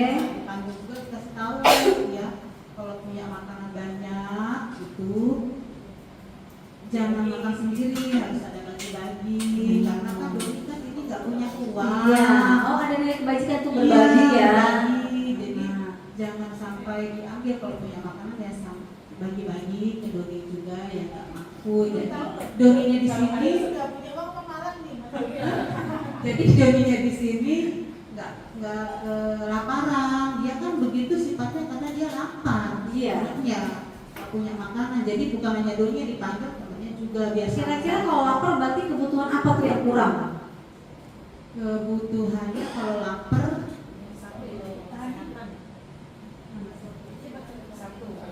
bertahan hidup. Gitu ya Bu Neni. Iya, terima kasih. Kalau tadi dia meminta makanan dengan paksa, kira-kira dia butuhnya apa tuh? Karena dia si Doni yang meminta bekal makanan dengan cara paksa. Kira-kira dia butuh kebutuhannya apa tuh? Kasih sayang, penguasaan, merasa Iya, penguasaan karena ingin menguasai ya, karena merasa ingin punya kekuatan. kalau dikasih Ayo. jawab, Kenapa Bu? kayak pakai gini dong. Iya dong. Saya pernah dulu anak yang kayak gitu saya kasih tanggung jawab. Dari kayak ibaratnya ini kan anak dia tuh nggak mau apa namanya malah ibaratnya ngambil makanan Dia maksa. kita kasih tanggung jawab ini loh, nanti kalau kegiatan pas lagi makan gagal kamu tanggung jawabnya sebagai lo kok penanggung jawabnya. Nah terus dengan dia kan dengan seperti itu dapat kekuasaan juga kan, dia kan orangnya biasanya tuh ikut aktif, pengennya dipuji-puji kalau anak tersebut kayak gitu ya. Kalau kita kasih tanggung jawab berarti dia ada kekuasaan sendiri. Oh dia ngerasain karena dia tenang. Iya, mungkin ada konsekuensinya diberikan, tapi dengan cara restitusi dengan memberikan nilai keyakinan bahwa dari yang kamu lakukan itu salah. Tapi bentuk untuk apa ya tindakannya memperbaiki kesalahannya itu dengan cara memberikan tanggung jawab untuk di kedepannya. Makasih Bu Anda, bagus. Sekarang kita lihat dulu apa Apa ya kira-kira yang dilakukan oleh Doni ini menurut Ibu Ambar kalau dari Ibu Ambar? Pertama nih alternatif ya jawaban. Kita kan nggak tahu ya karakter Doni ini kayak gimana nih, ya karakter Doni nih. Apabila jawaban Doni nih, aku lapar karena ibuku tidak mau makan bekal. Nah, berarti jelas dia punya kebutuhan bertahan hidup. Ya, karena setiap kita kan beda-beda. Tadi kita ngira-ngira aja kan. Nah, yang kedua, apabila kita bisa melihat nih dari face-nya Doni. Doni merasa senang ketika temannya melaporkan kepada Bu Ambar. Lalu Bu Ambar kan melapor ke ibunya. Mungkin salah satu cara Doni ingin untuk mendapatkan kasih sayang. Nah, karena dia merasa nggak dapat perhatian di rumah dengan cara kayak begitulah.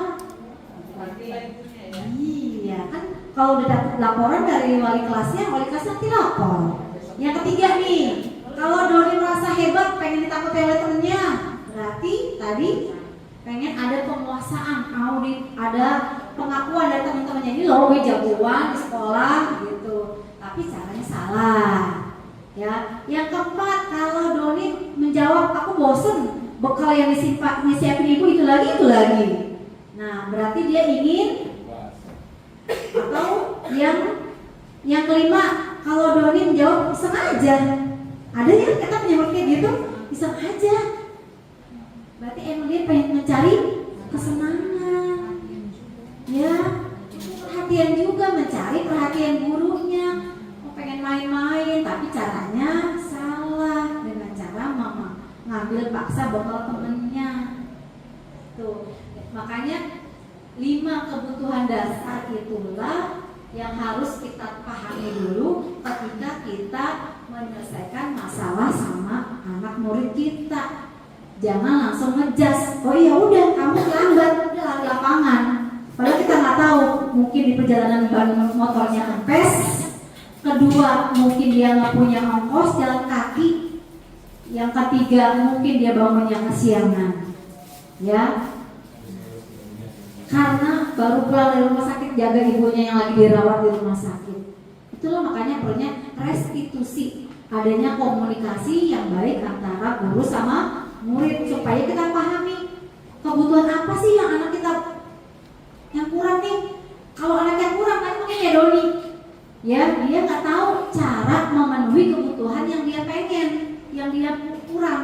Makanya dia melakukannya dengan tindakan yang kurang baik, mengambil makanan punya temannya dengan cara paksa. Kalau kita telusuri, alternatif jawabannya beragam ya. Kalau karakter Doni kan macam-macam nih. Ya, kayak tadi. Ada yang mau tanyain Bapak Ibu gimana nih? Sering-sering pendapat, ada nggak punya pengalaman ketika menangani masalah sama murid ibu sendiri nih di kelas, sebagai wali kelas? Ada nggak yang mau berbagi cerita menangani muridnya? Ya, ternyata muridnya paham, tahu nih, dia punya kurang ini, itu kebutuhannya kurang ini gitu. Silakan Bu Indah berbagi menangani masalah muridnya gimana? Serial gitu ya. Terakhir kasus yang dari kemarin ya. Ya mungkin kasus saya di kelas itu Ari. Oh Ari itu dia jarang masuk ternyata dan tidak ada kabar gitu ya. Orang tuanya pun dihubungi nggak bisa. Tapi setelah orang tuanya hadir, ternyata memang orang tuanya itu tidak memiliki HP. Jadi anaknya pun tidak punya HP, dia juga tidak punya HP.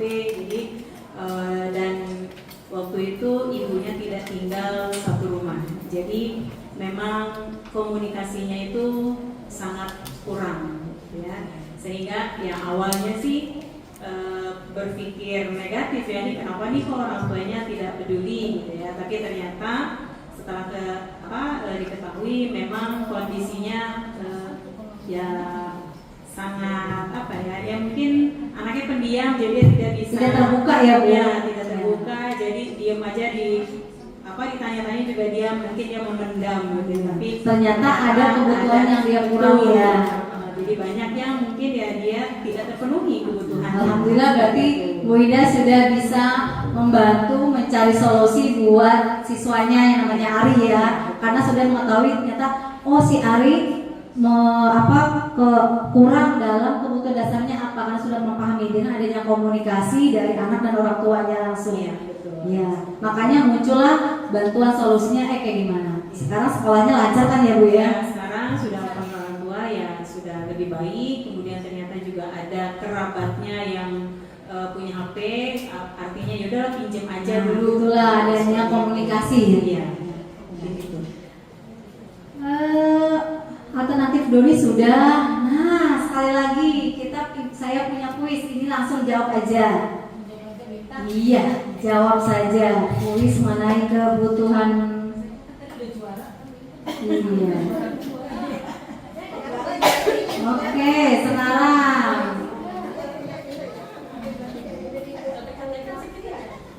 Ini masih pakai HP Bu Nenek? Enggak, langsung aja. Langsung ya. Ya, langsung kita tanya. Enggak, kira-kira nih, sebutkan kebutuhan apa yang sedang berusaha dipenuhi anak-anak ini. Ya. Bimo, seorang anak TK, selalu berlari keluar kelas menuju jalan raya di depan sekolahnya yang ramai dengan kendaraan. Tingkahnya membuat Bu Guru, Bu Ani bingung dan seringkali lari mengejarnya. Ada beberapa kemungkinan jawaban yang diberikan Bimo. Ya, apabila jawaban Bimo kayak gini nih. Nah, kira-kira dia butuh apa tuh? Aku seneng nih main kejar-kejar dengan Ibu Guru. Ya, pasti dia pengen adanya kesenangan. Lalu aku hebat kan, bisa bikin Bu Guru kejar aku. Kira-kira kebutuhan apa?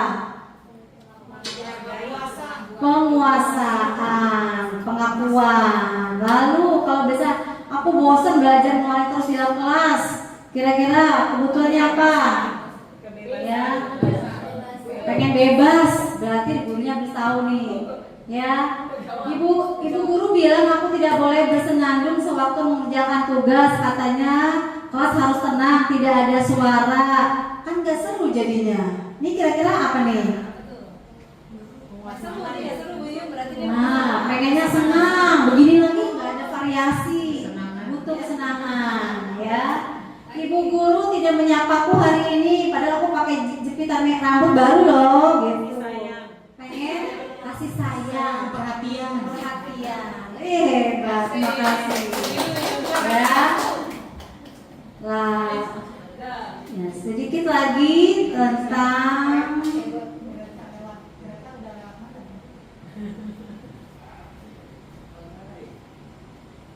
kuis. Oke, kuis udah. Sekarang lanjut. Ada posisi kontrol guru. Ya, kalau kita udah menghukum, ya cepat nih sekarang. Ada 5 posisi kontrol. Sekarang kita juga harus menyadari dulu ada 5 posisi kontrol. Yang pertama adalah penghukum, pembuat rasa bersalah, teman, pemantau, manajer. Kira-kira menurut Bapak Ibu yang paling ideal yang mana ya? Sebagai guru penghukum, sebagai guru pembuat rasa bersalah, sebagai teman, pemantau atau manajer? Ya, kalau penghukum pasti langsung hukum, ya. Pembuat merasa bersalah, ya. Dampaknya bagaimana?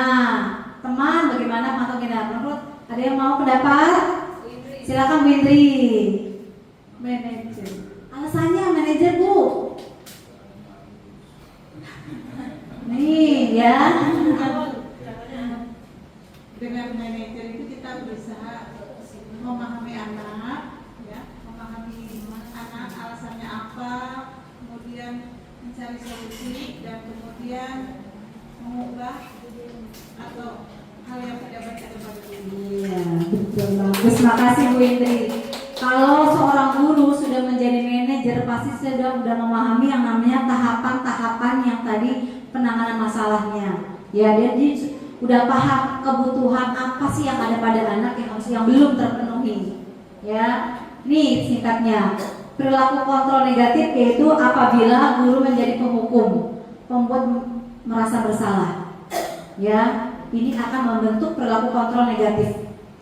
Yang positif bisa teman, bisa memantau. Tapi yang bisa mengontrol diri sendiri tadi yang materi kayak Bu Tuti adalah menjadi seorang manajer. Dia meyakini teman yang dia lakukan salah diajar. Nanti apa sih caranya ketika membantu menyelesaikan masalah kepada anak? Kita menggunakan namanya segitiga restitusi. Apa sih segitiga restitusi? proses menciptakan kondisi bagi murid untuk memperbaiki kesalahan mereka sehingga mereka bisa kembali pada kelompok mereka dengan karakter yang lebih kuat. Ya, langkah-langkahnya yang pertama adalah menstabilkan identitas, validasi tindakan yang salah dan menanyakan keyakinannya. Ya, langkah-langkahnya yang namanya menstabilkan identitas kita bahwa ingin mentahukan bahwa setiap manusia itu pasti pernah berbuat salah. Ya, jadi jangan langsung menjudge, oh ya kamu salah, nggak bisa. Ya, lalu validasi kebutuhan. Guru membantu murid untuk mengenali basic atau kebutuhan dasar yang belum terpenuhinya atau yang ingin dipenuhinya. Biasanya guru akan melakukan ya, kamu bisa kok melakukan lebih baik lagi. Kayak penguatan. Ya, yang terakhir berarti menanyakan keyakinannya. Kalau anak udah tahu menyadari kesalahannya, lalu kita kembalikan. Keyakinan apa sih yang tadi sepakatan kita udah buat? Ya, kalau kamu ngatain teman berarti ada suatu pelanggaran. Ya, berarti kamu tidak menghormati teman. Bagaimana supaya bisa menghormati teman? Berarti kita bisa ada saling menghargai. Ya, balikin lagi berarti semuanya ya. Apa sih nilai-nilai yang percaya? Apa yang ingin kamu rasakan? Kesimpulan terakhir adalah untuk membangun budaya positif di sekolah kita. Saya nggak bisa sendiri, kita bersama-sama. Yuk Bapak Ibu, yuk kita bangun bentuk karakter murid kita bersama-sama untuk menuju profil pelajar Pancasila dengan melakukan tahapan-tahapan yang sudah kami paparkan hari ini, dengan melalui memahami perbedaan hukuman dan konsekuensi dan melakukan segitiga restitusi dalam membantu penyelesaian masalah. Ya. Sebelum saya tutup, saya memberikan kesempatan dulu. Apa ada yang ingin tanyakan lagi tentang konsekuensi, hukuman, dan segitiga restitusi? Ya. Kalau tidak ada, inilah beberapa kesimpulan untuk membentuk budaya positif ya di sekolah kita. Salah satunya yaitu bagaimana membentuk karakter anak, diperlukan kerjasama dari semua stakeholder yang ada di sekolah. Itulah mengapa banyak program sekolah yang bertujuan untuk menemukan karakter murid. Salah satunya tadi sudah kita lakukan ya, menyambut siswa setiap pagi, pembiasaan keagamaan.